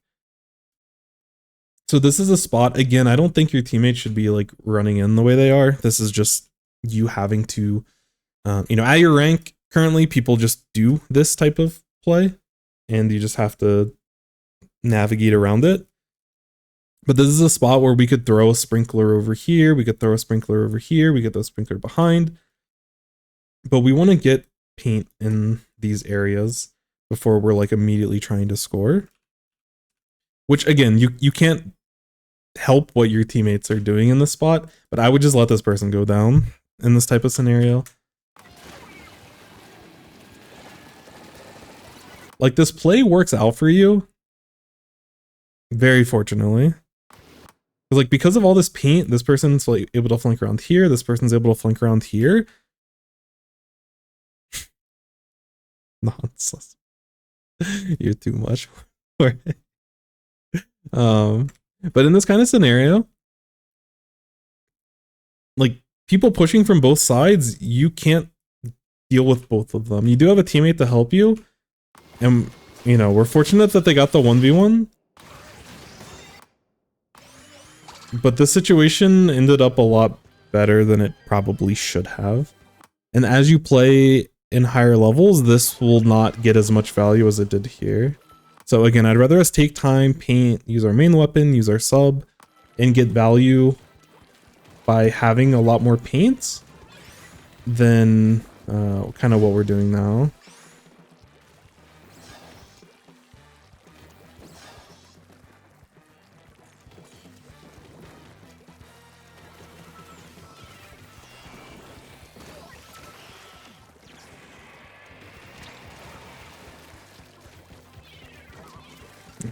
I'm gonna go back in a second, but I'm gonna let you cook a little bit. I like that you constantly move, and holy jump RNG. So, okay, your team's able to hold here. Alright, there's one person left. And again, after we get these picks, we should be checking the UI. There's only one person left, so we should be pushing this very aggressively with our other teammate. We force them to fight a 1v1, and then we have 3 people up. So, yeah, sprinkler isn't doing that much. Yeah, the sprinkler placement could definitely be a little bit better. What are we eating? I have nothing right now. I just got food yesterday instead of going to the grocery store, but I have groceries ready for pickup at probably around 2 or 3. So whenever they're ready for pickup, I have to end stream and pick those up. So yeah, one thing I do want to mention after all this plays out, and once we respawn, I went back too far. But I do like the little movement that you're doing between all of this.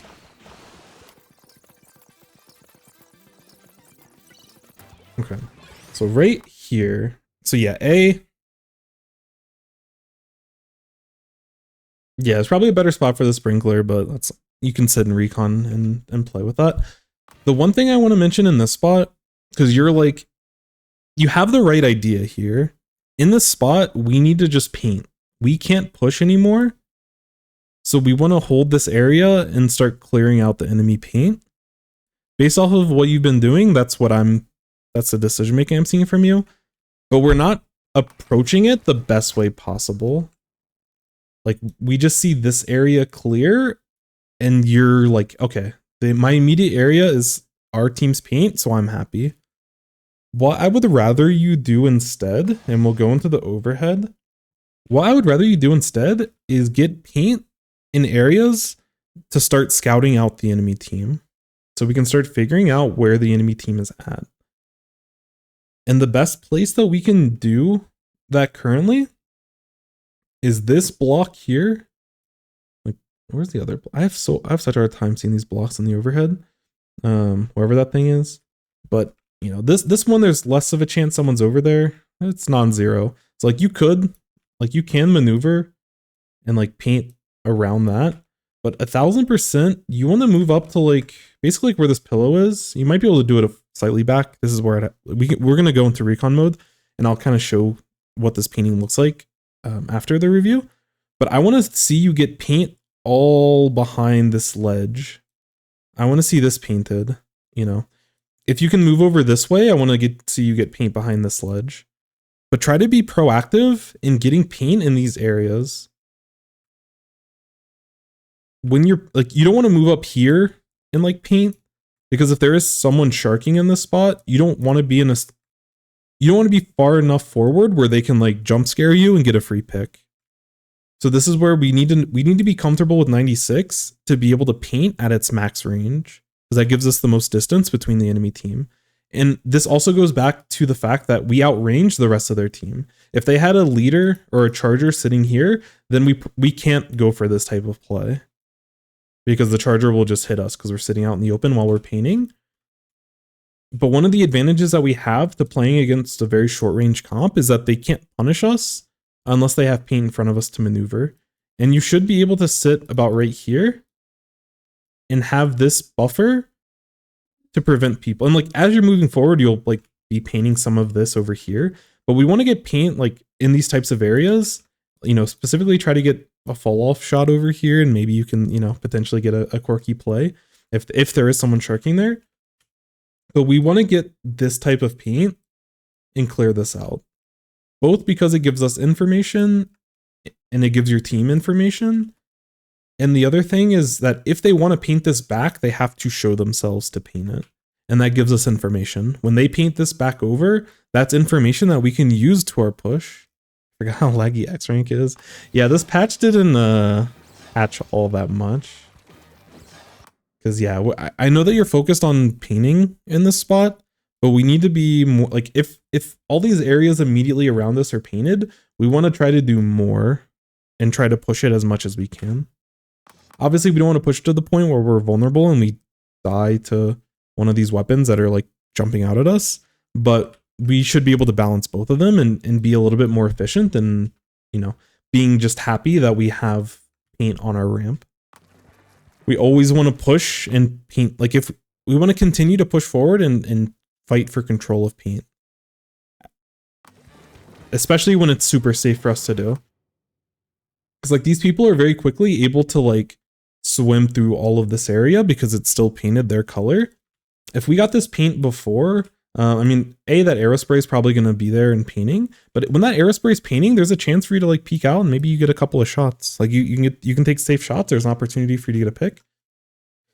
The other thing, if you keep contesting and fighting for this paint, then these people have to paint in order to like make it over here. And it just makes it awkward for them. And it makes it easier for your shorter range slaying weapons to be able to like run in and like take those fights. Because the other people have to turf while they're moving.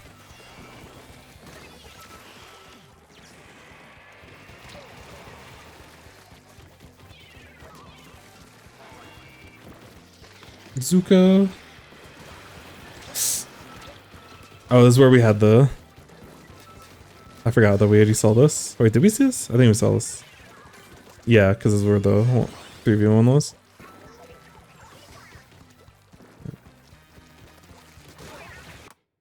Your teammate's pushing up a little bit too fast, but you can see through this little interaction of like why it's important for us to paint the areas that I was talking about earlier. Like you don't have enough time here because you're pushing up basically as fast as you can. You could have been faster in the fight. So like you technically could have covered it, but like in the spot that you're in, you couldn't really cover it. But like as you're moving forward, if you're getting paint behind this area, you're helping your teammate out here. And this whole play is like avoided.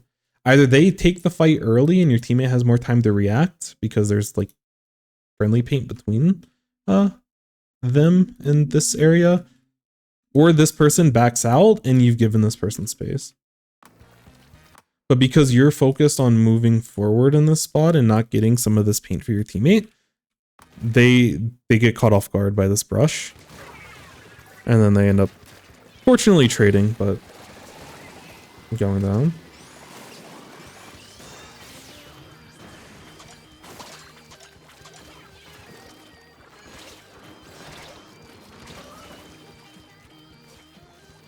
But overall, very nice push. Now we have to play defense. Hopefully your teammate's able to stall. The pick is really important. And we should be good.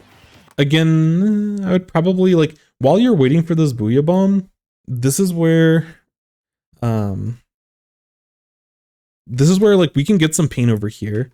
Instead of just like sitting and focusing our attention over here, waiting for the Booyah Bomb to go down, we can use this time to throw a sprinkler over here. We can get some pain over here, but we just want to be very efficient with our time. And there's like little bits of time where you can do other stuff.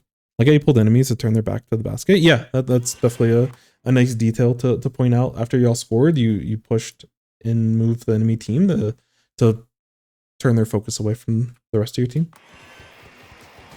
Good to call. Nice shots.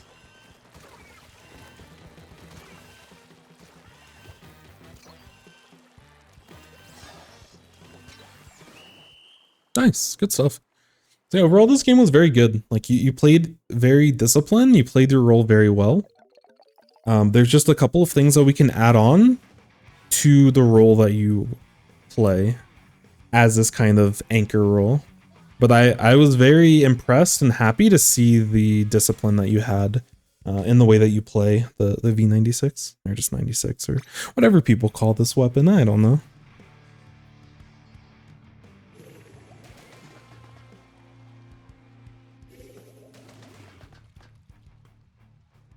Better than some X rank, more disciplined than most X rank players. I can say that with great certainty. But I think the biggest thing here, because like you're at the point, the way that you're playing, I think if you just keep playing the game, you will continue to rank up. Like I think your discipline's there. But I think the biggest thing that we want to start looking for is like we want to check the UI just periodically whenever there's downtime. So I'll this over time, this will also include the mini map, but if we're not super comfortable with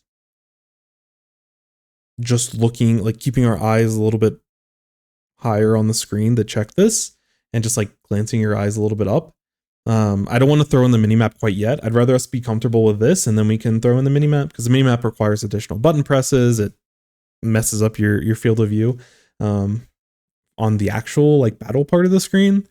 So yeah, we're going to focus on the UI here, but over time it will also extend to the minimap just as you continue to improve.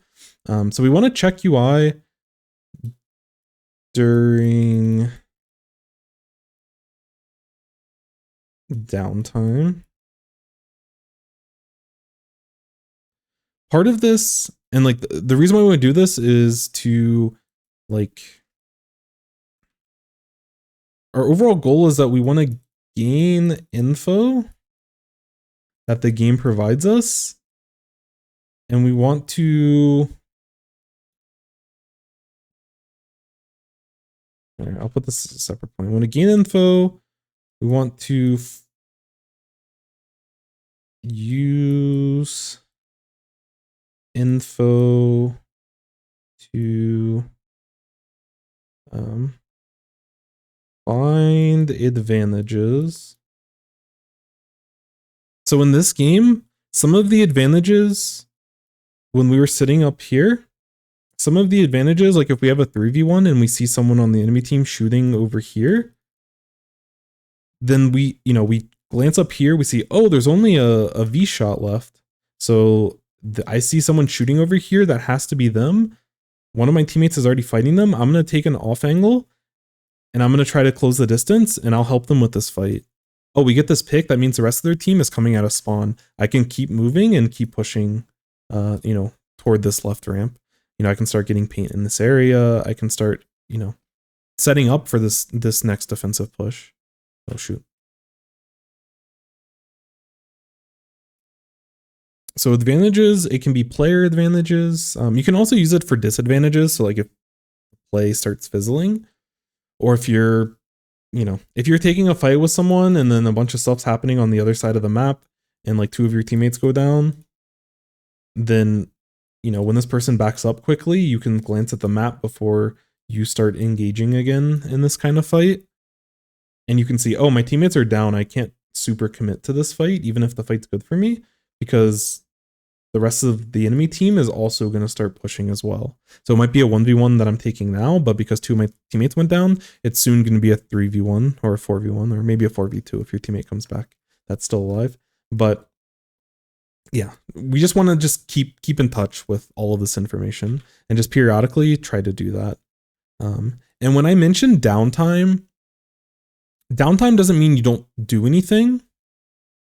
But like, when this person's using their Booyah Bomb and they're charging it up and everything, and it's getting bigger and bigger and they're ready to throw it, that's when we have opportunities to check for this. While we're moving forward and we see that the enemy team is like pushing in from out of the distance for us to be able to hit them, that's another opportunity for us to glance up here and be able to look for information, because like we can't aim at them, but we should still be able to like paint. It's like all of this painting that we need to do in the mid and like getting paint over on these ledges, and like when we're moving forward and we're getting paint on some of these areas, that's still considered downtime and we can still check for these things. So over time you'll get better. Like the more that you do it, the more comfortable you'll be, and the more comfortable you are, the more you can do like task like painting the map and still be able to check for stuff. So that's probably one of the big things. The other thing that I mentioned before is paint over ledges and behind. My E's are so bad. And behind cover. Some of this will help us get our special faster, but the other big thing is like we're trying to gain info. This stuff helps us gain information, and it makes it harder for the enemy team to be able to do stuff. We paint over these ledges, and like when our team's ready to push over here, we paint over this block because we want to gain this information. Is there a brush sharking over here? If so, then my teammates will see them, or maybe I get fall off kill every so often. But we want to be able to get into the habit of doing that, and it's really important just on every map. Every map has different areas, but we can go over and like kind of talk through it. And then last thing is just like mechanical things. Main strafe during combat.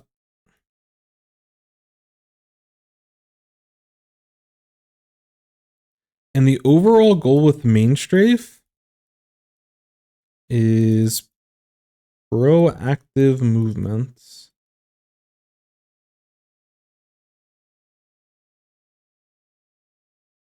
So I'm going to put move for movement.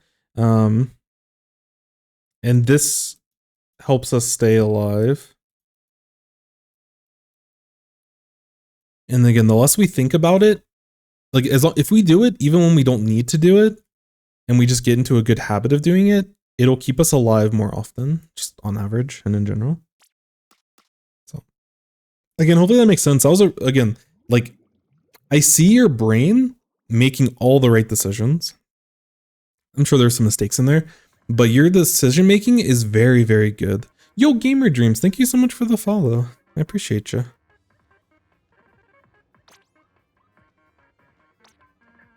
Yeah, 19-4. Yeah.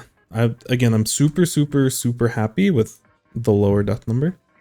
But I think we can probably keep this down to like 4, 5, maybe 6 and still like get way more paint, potentially get 1 or 2 more specials, and help our team tremendously. We can, well, Petras is whatever, but like these people's deaths can definitely be a lot lower, and we can do that a lot when we were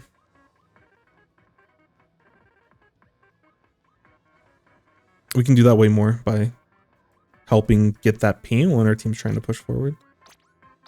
But we're gonna go into recon mode and check it out. Yo, what's up, Gamer Dreams? Saw you in open? Probably. Rapid Deco, bro. Whatever that word is. Yes, I was playing the rapid something. Clams Manta. Wait, did I play Clams? Oh yeah, we definitely did. Yeah, GG's. Hopefully I didn't feed too hard. That's never even used zip. Yeah. Well, hey. They at least did their job. They held forward. That's all we can ask. Oh yeah, I gotta go to 96. Oh yeah, it's a shooter. Oops. I picked Deco, but I don't. For my purposes, it doesn't really matter, but just for the sake of consistency, we'll maneuver here. Also, welcome in, Benjamin. Yeah, Benjamin's an OG, 100%.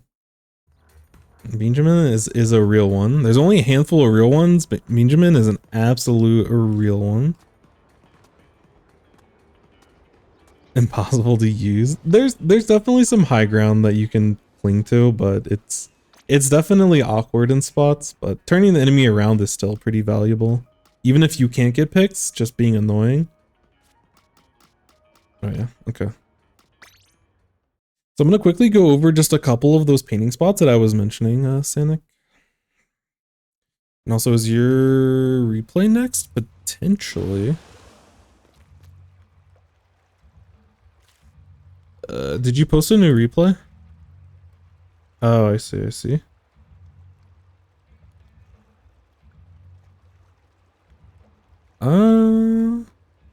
Yeah, we might be able to replay it. Or we might be able to go over the replay. I think we're still waiting on some of the other codes. So yeah, we can probably do that. And then I might call it there. Anyways. More paint. So it's like, when it comes to main strafing, I'm just gonna give us a little bit of paint. But like when we're taking fights, I just want to get us into the habit of like trying the maneuver and just be annoying.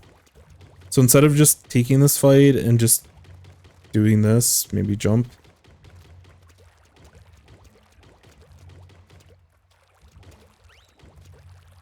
I want us to be a little bit more mobile.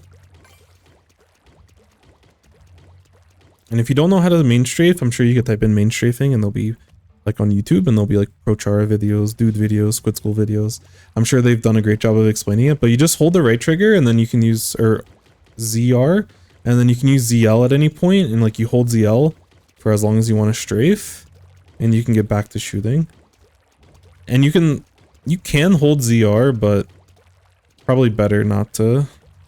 It's a little bit more free flow if you start shooting again when your strafe is done. It's like when you get into squid form, just let go of ZR. Anyways, so we're on defense, we're painting our area. Our area is clear. But some of the other areas that I want us to paint, and we can still paint it from this little like top of this ramp area. But we can get paint behind this. And I'm just gonna quickly show just the amount of paint that you can get. Obviously, I have way more time in this scenario than you're gonna have in a real scenario. But I just want to show like the type of paint. Like you can get paint over this ledge all the way at the top of this ramp. And you can see like on the mini map here, you can see that there's a ton of like you can paint all of mid, basically. You literally can paint all of mid if you play over here. If you need extra paint, you can technically paint over here. It doesn't really matter too much. I'd focus on middle.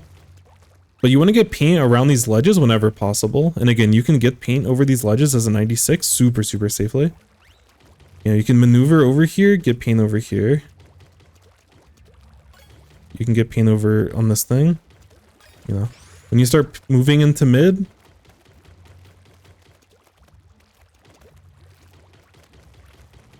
and just paint over this block. You probably can hit over here, actually, is 96. Yeah, 96 range is actually crazy. What the heck? You can hit like behind basket and stuff from over here. But like, you know, you just want to take like a couple of shots. You know, but like from this kind of vantage point, If there's someone actually sharking here, you might actually be able to get like good shots. If they're behind this, then you don't know, but you can still paint around them so they're stuck. But you know, just get a couple of shots before you start moving forward. Come off ramp. Hit that. And be ready to move. Or if you have more time, hit this. Hit this. And be ready to move. As you're moving forward, paint back here. Back here. Paint over here. You know, get comfortable with these ranges. You can paint underneath the basket if you need to. You can get sprinklers in areas. You can also throw like a sprinkler like right here. You can throw it better than that, but before you start moving forward, this is the kind of paint I want you to be getting. And like I said, like it only takes like 2 seconds to just paint those areas quickly and just generally cover this area here and then this area over here. They're probably going to be back here. They might be back here. And like as you move forward, if this area is still painted the enemy color, you can quickly get those shots over here and just see if there's anyone over there. So, you know, and as you continue to push, like if your team scores and like the enemy team spawning in, start pushing, like start painting behind these ledges, get paint behind this pillow, get general paint over here, get paint behind this ledge, like where that brush was on your side of the map. Start getting paint behind all these areas. Make it really annoying for the enemy to play the game. Because like, even if there's little bits of holes in the paint, it doesn't really matter in a lot of spots. You just want to make it as awkward for them as possible. So, hopefully that makes sense. Because even if someone's sharking like right here, or like let's say right here, like let's say they're sharking right here. If you get paint like this, like there's a good chance you don't hit them with your fall off. So you don't know, like you don't know that they're sitting on this wall. But if you paint behind them, if they get stuck on this ledge and they can't back up without, like if they can't back up because there's enemy paint, and if they move forward, they're moving into your own paint. Like this person doesn't have a lot of mobility. So yes, they can get the element of surprise, but they don't have a good way to maneuver, so they're not going to be able to survive very long. So again, hopefully that makes sense, but yeah, 96 is actually kind of crazy on this map. You can literally hit over both of these block ledges and you can paint all of mid from your own ramp. I did not know that was possible. I did not know. When did you hit 1K? Oh yeah, I hit that like 2 days ago, maybe yesterday. But thank you so much, I appreciate you. S+ team in zones, let's go. Must have been when I was initially grinding. Feels good. I know dude recently did a video on how to improve with 96 using Deco. Yeah, definitely the same. Like the vanilla 96 is going to be a lot more anchory. Like I actually think you played your role very well. Deco on average is probably slightly stronger, but Deco is definitely a lot more aggressive. Kraken and especially the wall, like the splash wall, allows you to move and be very aggressive and push into the enemy, and you can be the initial slayer. A lot more capable than I originally thought. Yeah, no, you're chilling. Like I can see your brain making the right decisions, which is like always that's always the best thing to see when you're like, you know, trying to continue to improve, trying to get the S rank, trying to unlock X rank, and, you know, trying to improve that way. Like your decision making is very, very, very solid. Yeah, let's see that the 96 Deco. For real. So yeah, if I missed anyone, I don't think I did. But yeah, if you submitted a replay and you're here, I'm gonna need another one because the replay, the review, the update ruined all the replays. But yeah, hi, I got the review for you. We'll this might be a little bit of a shorter stream today, but we'll definitely get through this. I was expecting to be able to get a lot of our review's done today, and then the update happened, and then I got sad. But it's all good. I got some errands I need to run, so we're chilling.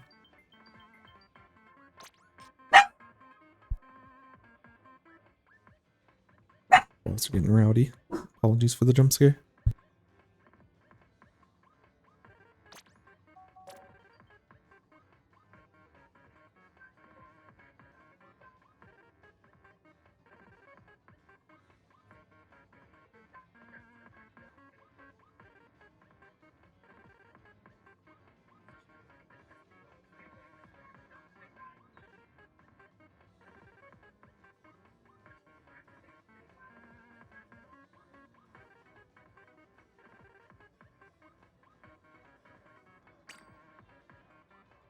I'm gonna be honest, I have no idea how to spell Explosher. I don't know if that's the actual name. Explosher.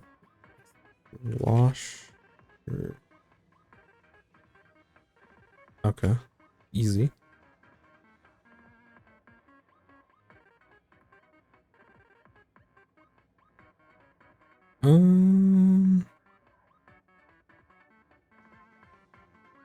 Okay. So this is Series A+. Perfect. Explosher I think is actually kind of interesting on this map and for zones. Vapor's like an Explosher main, and I know early on, I haven't gotten their opinion on it in a while, but they said that this was like one of Explosher's best maps. You can hit a lot of really nice areas, but I don't necessarily know all of them. Then an X game next time? A bit more competition? Yeah, let's see it. Let's see some top 500s. I'm ready for it. But yeah, played more aggressive than you normally did. Gotcha. You true guy for style of play.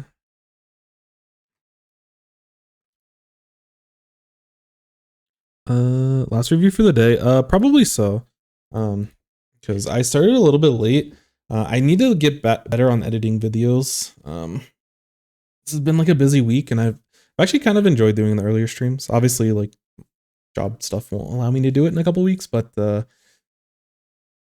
Anyways, there's other content related stuff that I need to get focused on. So this would probably just be a good stopping point in general, and yeah. But yeah, we'll get through this, and yeah, this will be the last review for the day. But hopefully over the next couple of days, because like yesterday I like tried to update everyone, be like, hey, that review code doesn't work anymore. I need another one. It'll probably take another like probably week or so, you know, to like have everyone have time to like find a good replay for them.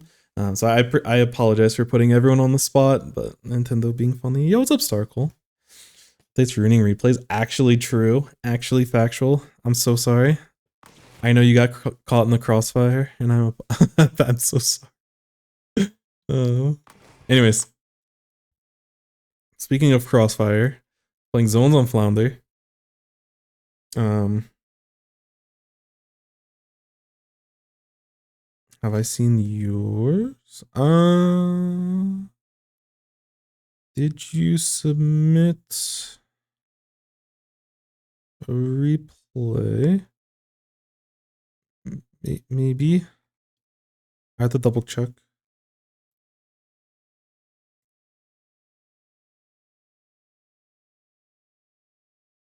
Yeah, so the form was from yesterday, and that replay is no longer good because Nintendo did like a tiny patch yesterday afternoon or evening or whatever your time zone is. They did it 12 hours ago basically, and that, or a little like 15 hours ago, and whenever that update happened, everything exploded. So I can't use that form replay anymore because Nintendo's a funny company that has funny fixes and doesn't quite fix things, but we love them nonetheless, for better or worse. But yeah, if you have another replay, definitely go for it. Probably the best remake replay I had. Feels bad. I'm so sorry. Yeah, that was. It's hard to find like the right replay that you want to get reviewed. So, yeah. Also, I feel awful. This is the second time I've been burned by Nintendo. But at least now I am more aware of like when replays actually explode. So hopefully I can get in front of it in a lot of spots. So yeah, in the spot, playing Explosher. We have two relatively aggressive front lines. Tetris is going to be super aggressive. Neosploosh. Is it Beacon Whale that it has? Yeah, Beacon Whale. Okay. So they're still going to be kind of aggressive, but I don't know. I haven't seen enough Neosploosh to know their full playstyle. But they do have the opportunity to move forward, but Beacon makes things a little bit awkward for them sometimes. To be more aggressive, basically.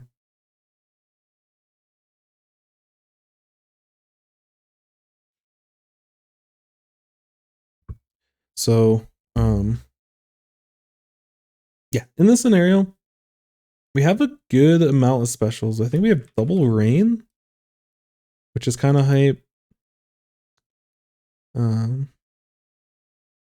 Tetris I don't think is the best for Flounder, but I think it's like solid.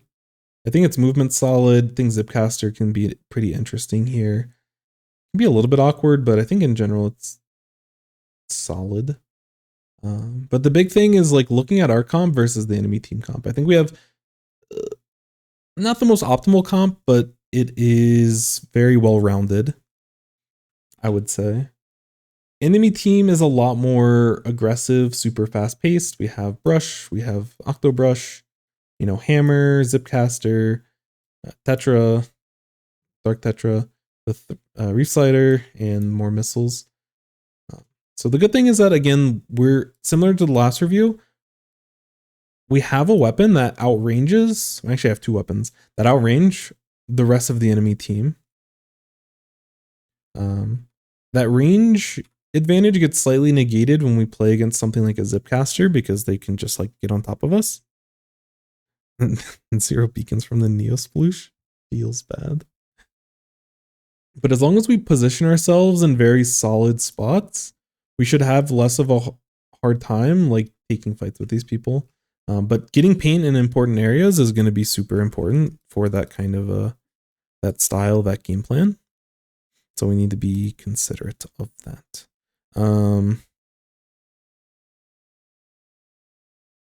Yeah. So on this map, if I'm playing Explosher, like this great area is very nice. Plat's pretty safe. If we zone them off, we can start pushing toward mid, but we have to be careful about just immediately taking mid, because if the enemy is, if we're sitting here, we have to be careful about this entire area. We have to be careful about them being in their own area.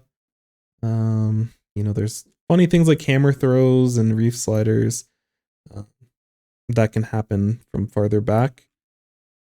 But they are short range, but they can do really annoying stuff around any of the walls, the millions of walls on this map. So we have to be mindful of that and mindful of any flanks that happen. So I'm most focused on your positioning and most interested in your positioning here. You mentioned that you played a little bit more aggressive than you normally would, so it could potentially get you punished in this spot. So we'll see how it goes.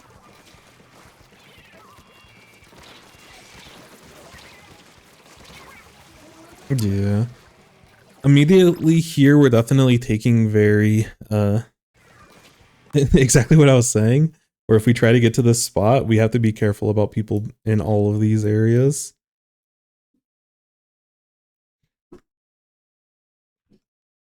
And this is exactly what that kind of situation actually looks like.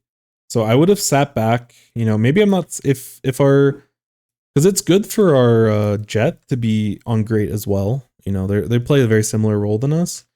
So I would probably play like either on the stage, I probably can be a little bit like more central zone. But we want to be hitting, like we want to get paint in these areas because of Explosh. We can get paint through the grate, which is actually not bad in terms of like getting in some information and helping the rest of our team. So like getting paint in these areas and also getting paint here is actually pretty good for right now. As a team, hopefully we can get some paint in these areas as well, just to have general solid paint coverage. But as the Explosh, I'm trying to get shots into the into this area. The call out escapes me currently. My brain is fried. But yeah. But us going aggressive in the spot just leaves us open to a variety of flanks and pushes from a variety of angles.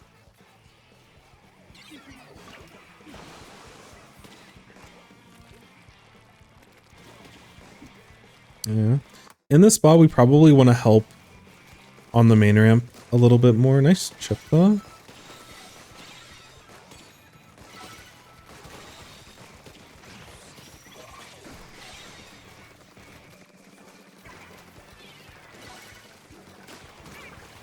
Nice shot. So in this spot, we want to be a little bit more flexible with our overall movement. This angle actually isn't the worst thing, but we're super vulnerable. So if we go for this type of shot, we cannot be here very often. And if we're going to go for this shot, we probably... If we're going to push into this type of position, as we start moving forward, we should probably get shots over here. We should get a shot up here and paint these ledges before we start hitting in the zone. But this is a very, very cute, like off angle, because the rest of your team's pushing here and all of the enemy is going to be focused this way. I don't love the Explosh. Like, this is a very creative play that I really respect, but I don't necessarily think that we need to be the one going for this. I feel more comfortable with us on this ramp because we can also help over this area, which is going to be a really big pain point for our team.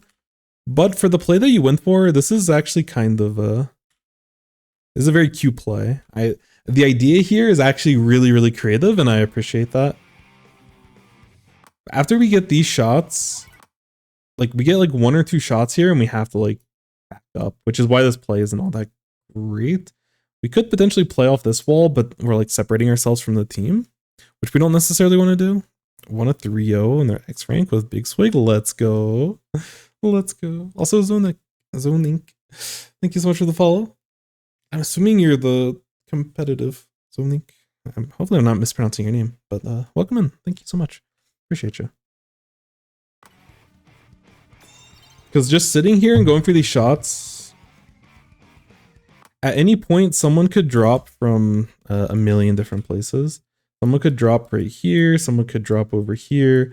We're in a very predictable area and we're sitting on low ground, which is very scary. But for 1 or 2 shots, this is actually a very cute play. But we don't want to sit here until we use all of our shots and then we back out. We're fortunate not to have gotten punished here. Also, nice shot.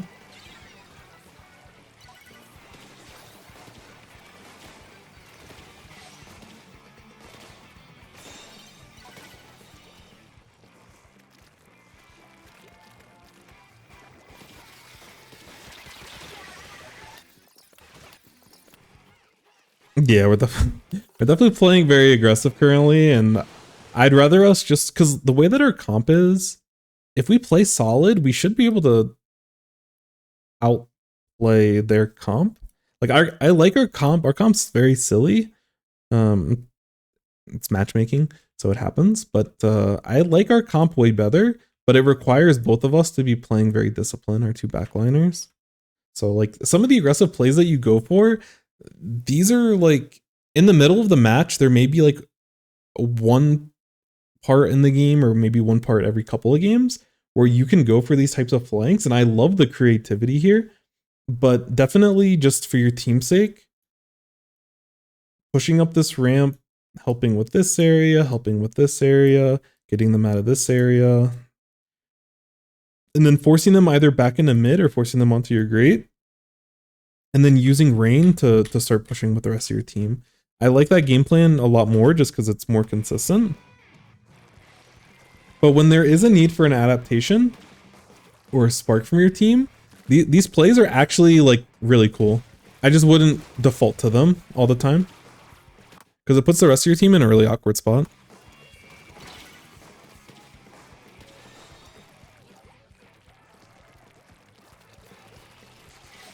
Yeah, because we're climbing up as like a backline weapon, which We can do like 90 damage. Like we can get a lot of damage out, but we probably die to these brushes if we just jump on them.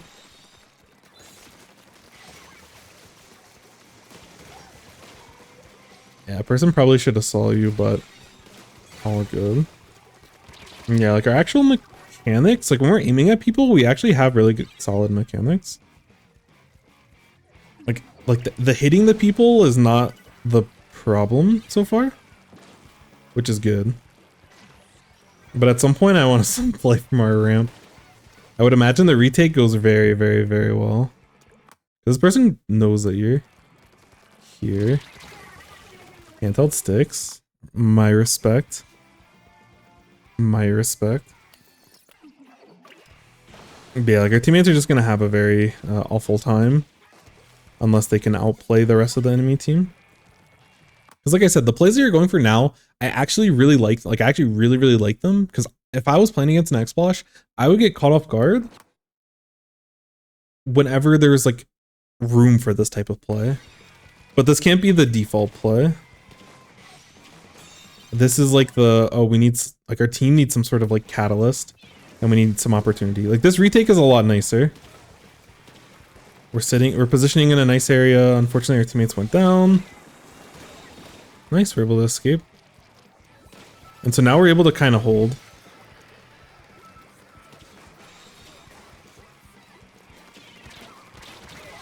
Ouch.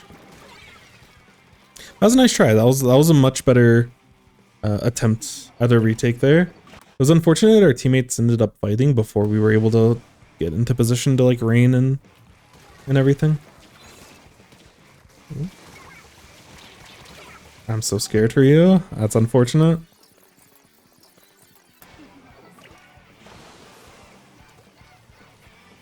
Okay, you got that initial pick. Y'all should be chilling.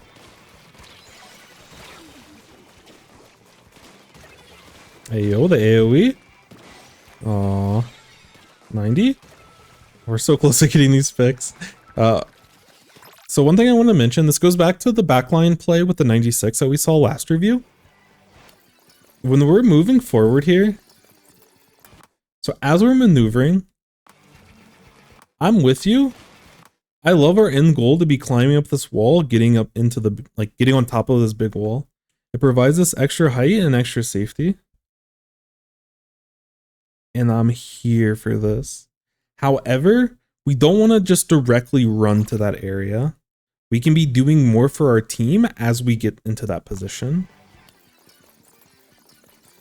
And so as we're moving up, I want us to be getting paint over here, and I want us to get paint over here, and also paint over here. Like I want us to be hitting these spots before we just immediately start climbing up the wall. Because if we get to the wall first and we don't have these like boxed in areas cleared, there can be someone sitting down here, and the second you get to the top of the wall, you get splatted. There's a situation that can happen, which is what we're seeing here, where the rest of your team can't move forward, and you potentially could get picked when you're climbing the wall because they have this wiper sitting on top of the ramp. And like in this position, this is a perfect spot to start hitting this ramp. And if we just shoot 1 or 2 shots over here, either our team can move in and we get the pick on this wiper, or this wiper has to back out and go toward here. They could go here, they could potentially push over here. Realistically, they're probably going to be toward mid because they're going to be weak and scared. But yeah, we want to get those shots as we move forward, as we get into that position. That is what is most important, and that's how we help as the Explosher, especially as the Explosher that can go over ledges, because we need to clear this area out too. There's no threat here currently, but with a lot of their brushes and everything, this will very quickly become a threat if we don't do anything about it. And as you play against like very high level opponents, those brushes will love to sit in that spot and just eat up anyone that climbs up the wall without checking first. And like we can see why this position is so strong, but like one of our teammates has gone down. And again, unfortunately we can't get the pick, but yeah. Also, not painting those areas beforehand makes it easier for the enemy to be able to maneuver. But I like this approach a lot more. We're in control. We push with our team. Like, this is great. Now, yeah, this is perfect. Hopefully we can hit the shots. The rain's gonna push them back. We can be a little bit more aggressive here. This is a spot where we can be more aggressive. Oh no. We'll go back. I'm just interested to see how you play this. I hate when the wall trolls. Nice.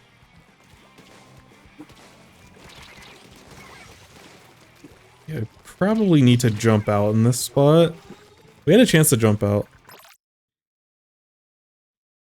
But yeah, as we continue moving forward in this kind of scenario, it's like all of this is great. The rain, perfect. Love all of this. We probably can position a little bit more aggressive here because their weapons are very like short range. And we have enough paint to where if we start moving forward and then like someone tries to start pushing us, we have the ability to retreat. You know, we can also like swing out like closer to this way. So we still have better angles over here and we still have better angles over here, but we're farther away from the people that are coming up the ramp. But I love attacking and painting this area. I love attacking and painting this area. We almost get a full wipe and we have a KO potential here because of the way that we pushed in, the way that we got the rain out, and then us taking mid. This is all really, really good. In this spot, when this person commits like this, we want to be more forward, more aggressive. Like this chip is good. It's unfortunate we don't get this pick, but once both of these people start backing out and like rain is pushing them in, this is where we go over here and just make sure we're in range to hit these shots and clean these up. Because we need to clean them up before the rain goes away. Because these people are just trapped. Their backs are literally against the wall. And the fact that we're not able to get this pick and we start turning our focus on someone else kind of causes this entire push to just spiral at this point.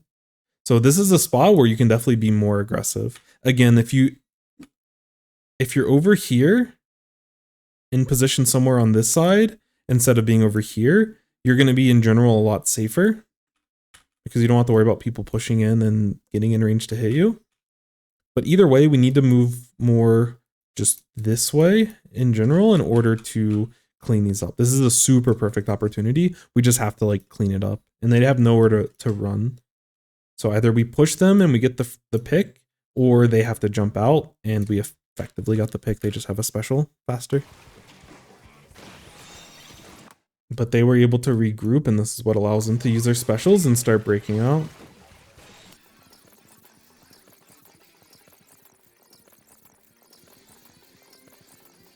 We probably can all, like in this type of spot, we probably want to use our, like, we probably don't want to try to move forward.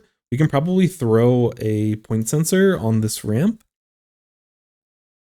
and chill a little bit. I would probably jump out, honestly, but you do have a teammate with you. So like getting a point sensor in this area to give us some information if anyone's trying to push through this ramp will help you and help your teammate. But yeah, at this point we have to jump out. There's no way that we can outplay here. There's just no pain for us to maneuver.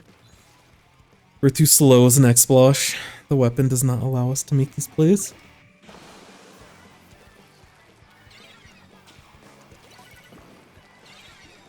Yeah, like our teammates are set up in zone. We could definitely just push through our side of the zone. But again, this play is totally fine.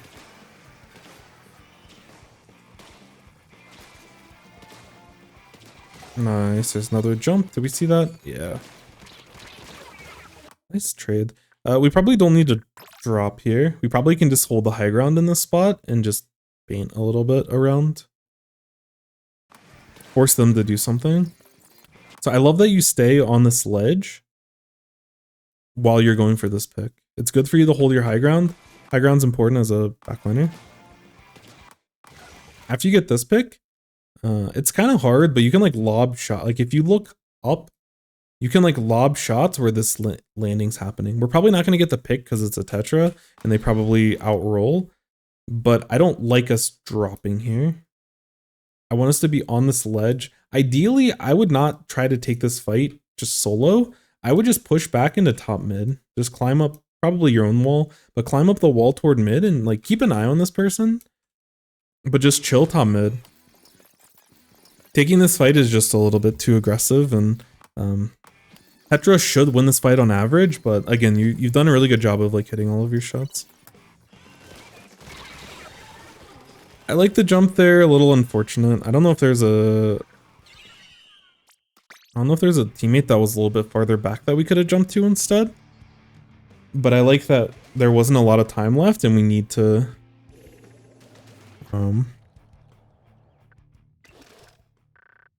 look to push forward. Let me see.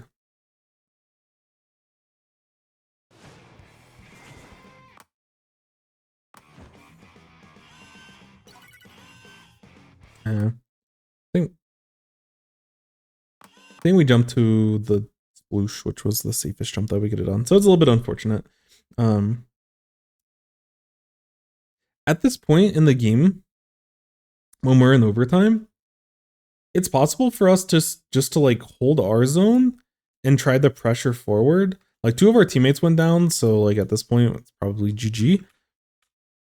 But don't feel like you have to be like you jumped in and you landed, so there's not much maneuvering you can do here. But just in general, in terms of OT on this type of map, you can play a little bit farther back and just safely chip at these people and just hold your zone. And just kind of hope that one of your frontliners like is able to get picks. And if when they start moving forward, we can move a little bit farther forward with them and still get Explo shots to help with these shots. Again, it's not really in this situation because we were kind of forced to have to jump in order to look to retake the enemy zone. So I definitely don't blame you here, but just in general of like how an Explosh wants to play. But yeah, if we're playing Explosh and we're playing backline, the biggest words that like terms for the type of role is like we want to be very solid. We want to be like a proper anchor for our team.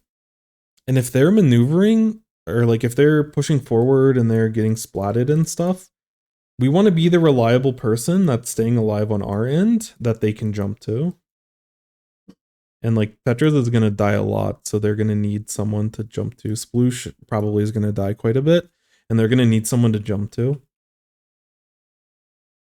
And like the creative plays that you go for, they're very dangerous, and I again, never do them as like a default. But there's little moments like halfway through the game, you ended up going for like a play over here and getting shots over here. This is actually like pretty creative. And especially since you have a second backliner, like it makes a lot of sense in this scenario for you to go for this more creative play, this like off angle. But generally as an Explosh, you don't really need to worry too much about like playing the off angle. We just want to be very solid, push up the ramp, hold this, push up when we are able to, push up here and get shots over here. The play that you had with Rain, where you painted for Rain, you popped Rain like around here, and then the Rain like slowly pushed and the enemy got trapped in the Rain in this area. This whole setup was perfect. This is like phenomenal Explosh gameplay. We just have to push a little bit farther forward again, probably position over here, just so that we provide ourselves a buffer from the main ramp that they usually push through. But we need to push and get shots and clean this up. And if we clean that up, we were still down a lot at that point, but we wipe them and we have full control of the map. And there's a chance that we can just this is definitely a map where you can KO just with one opportunity. Yeah, overall, I think the gameplay was interesting. Love the creativity, but time and place. When you had 3 people up here and you had one of your backliners over here and you took this off angle and played off of, still like elevated ground over on the side in this right trench. But when you play on this wall and you're attacking their zone in this area, like this is really good. But again, time and place. I don't know if this was like, I don't know if you were weighing the fact like, oh, my teammates are in mid, they're pushing through mid, we need like You know, our team could use an off angle on this spot, and that's why I'm going to go over here. If you did that, then I love this play. But it feels like we probably just kind of lucked into the time and place here, and we want to be more deliberate on, if we're going to take an off angle, we want to do it in very deliberate spots. And again, you probably shouldn't be doing this more than like once a game or once every couple of games. As an X-Splosh, it's not really going to happen all that much. Once you have control, once you have an advantage, then there are spots for you to be more creative. And if you watch a player like Vapor, Vapor is very, very, very good at doing creative things with X-Splosh. Also, let me just shout out Vapor real quick. Vapor is a phenomenal competitive X-Splosh main, so you can learn a lot from them. But in general, you just want to play solid. And like toward the second half of the game, your team was able to have more consistent chances because you were pushing up with them. Paint.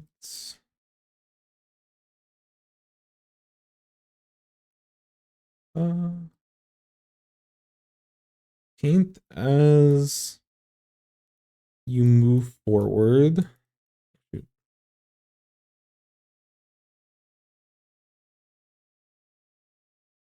This is kind of just universal, but specifically here, this is on retakes when we're playing out of our base and we're pushing out of our base. And in the scenarios where we were moving up this ramp, like our... Oops.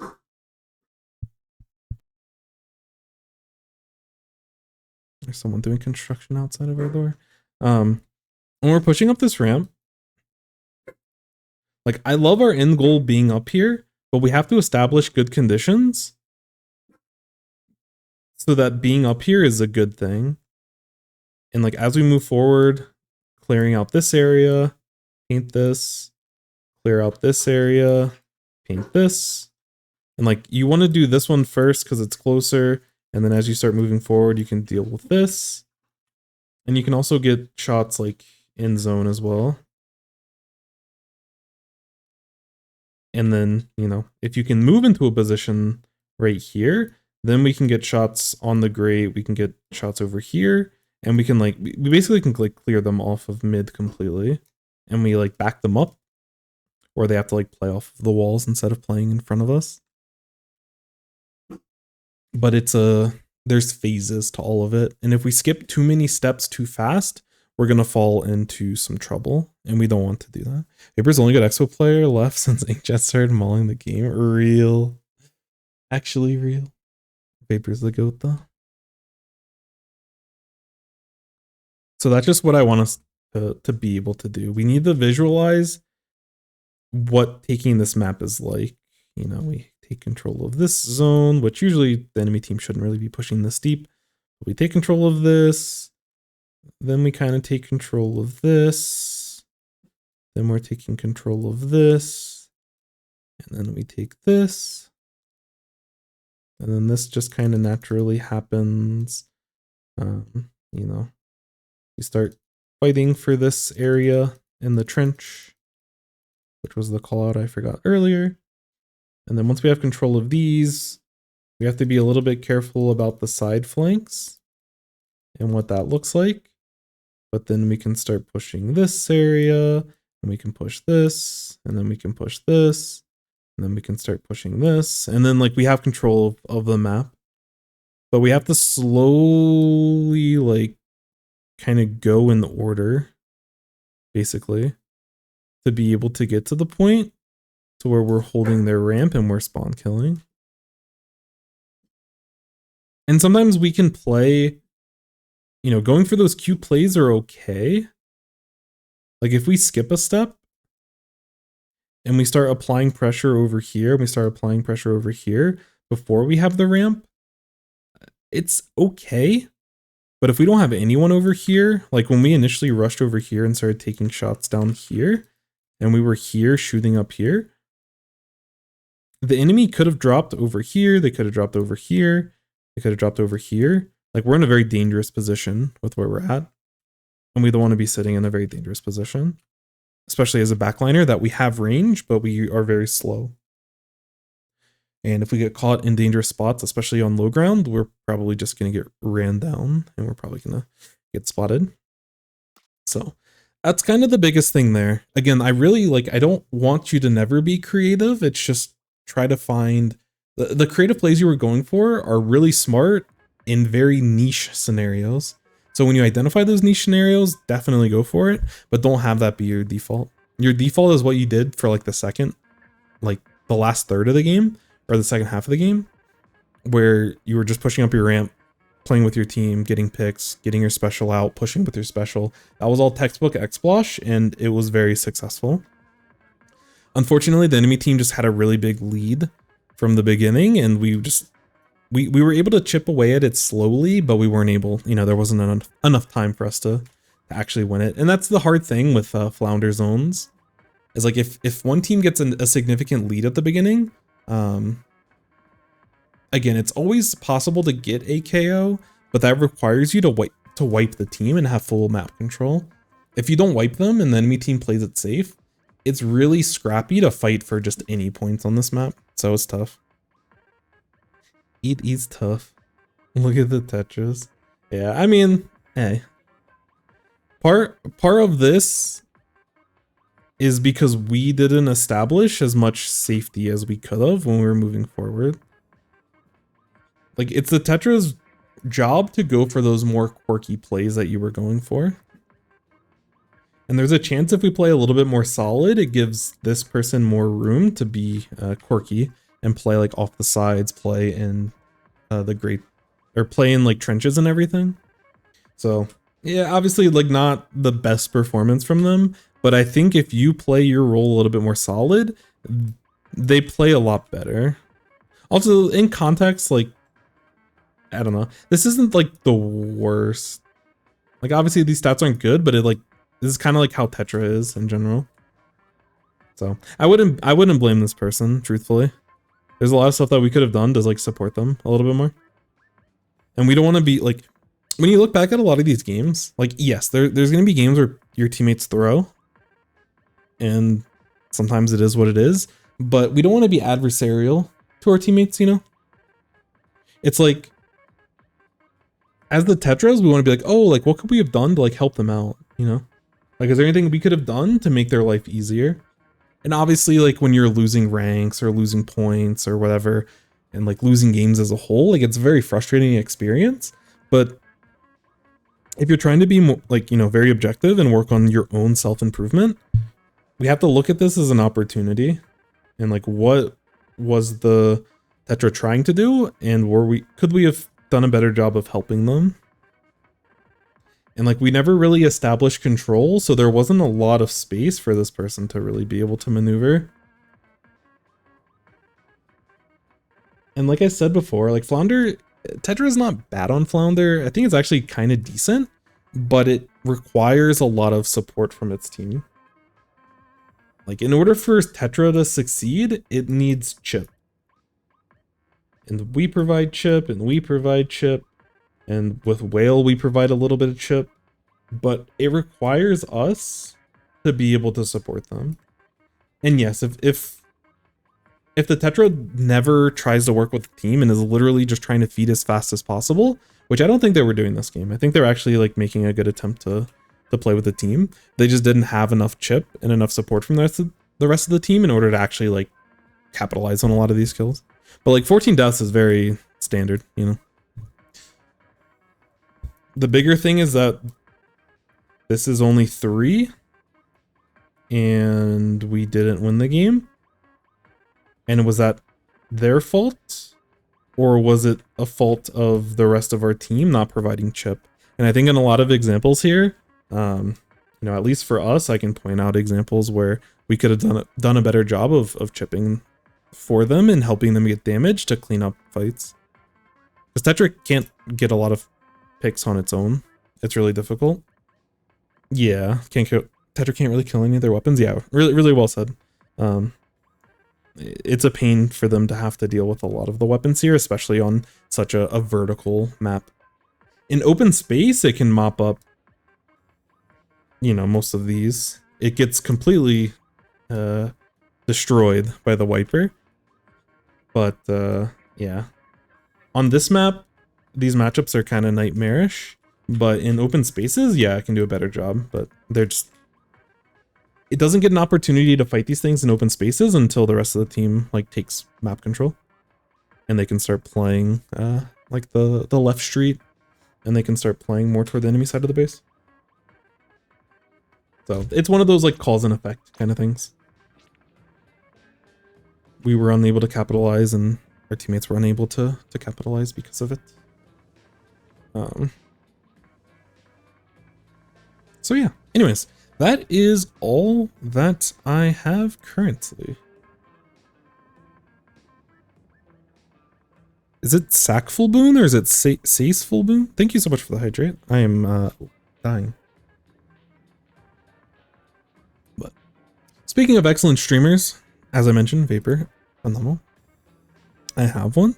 So yeah, anyone that would like to submit a review, please join the Discord.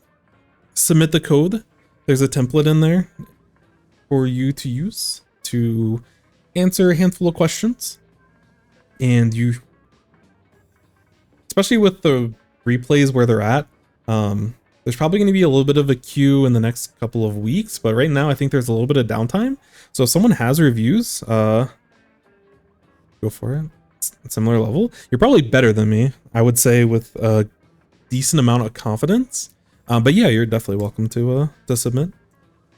Absolutely. So yeah, the Discord is my personal Discord, which we've moved the reviews to the review area. If you want to join the personal Discord, sometimes we just kind of conversate. Sometimes when I'm off stream, I look for league stuff, and if I want, you know, if there's someone that's able to play or do like a salmon run rotation, I'll gather people when I'm not streaming in there. So if you're interested in that, you're more than welcome to join. Everyone's always welcome, but for actual posting reviews and everything, this would be the best place for me to do that. But yes, people around my skill level better than me, like, I still think there's things that I can definitely help out with, but there's also, you know, I'm sure there's a lot of contention on certain points or other factors. But yeah. But you know, like sometimes you watch top players and they make like very bad mistakes in their games. You know, it's like on average, if I don't know why they did something, it's like, yeah, no, I'm gonna like, I'll give them the benefit of the doubt that they know something that I don't. You know, and I'm always like very okay with being wrong, you know? So if people ever push back when I'm watching a review, like, you know, I'm here for it. I'm here for the device or conflicting opinions or decisions. Because Splatoon's just one of those games where it's very much, you know, there's no right or wrong specifically. Even someone slightly worse, it can be good to get their perspective. Yeah. The other thing about Splatoon is like being like good at the game and like your skill at the game is a combination of like your awareness, your you know, mechanics, your intuition, and like some of the decision making that you have. And some people may have like worse mechanics than me, but way better decision making. And some people may have godlike mechanics and their decisions seemed a lot of work. So, but yeah, if you, again, if you would like to submit the review,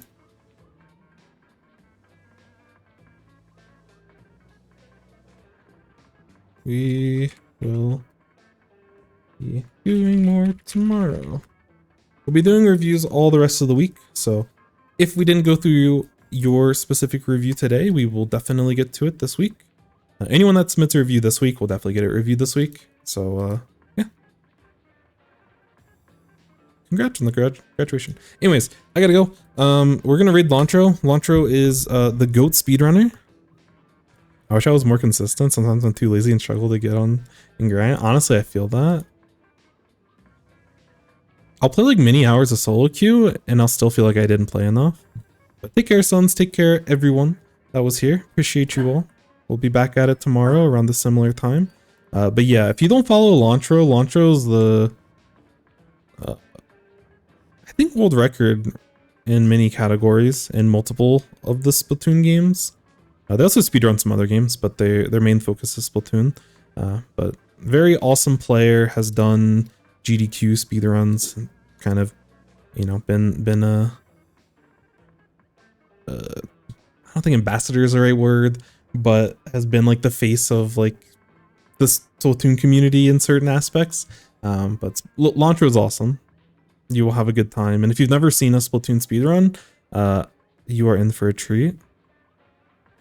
I think they were complaining about certain issues with load times or something with one of the latest patches. I think they like messed up the load times. I don't know what they did, but yeah. Anyways, enjoy. Thank you all. I'll talk to you all tomorrow, and yeah, enjoy yourself.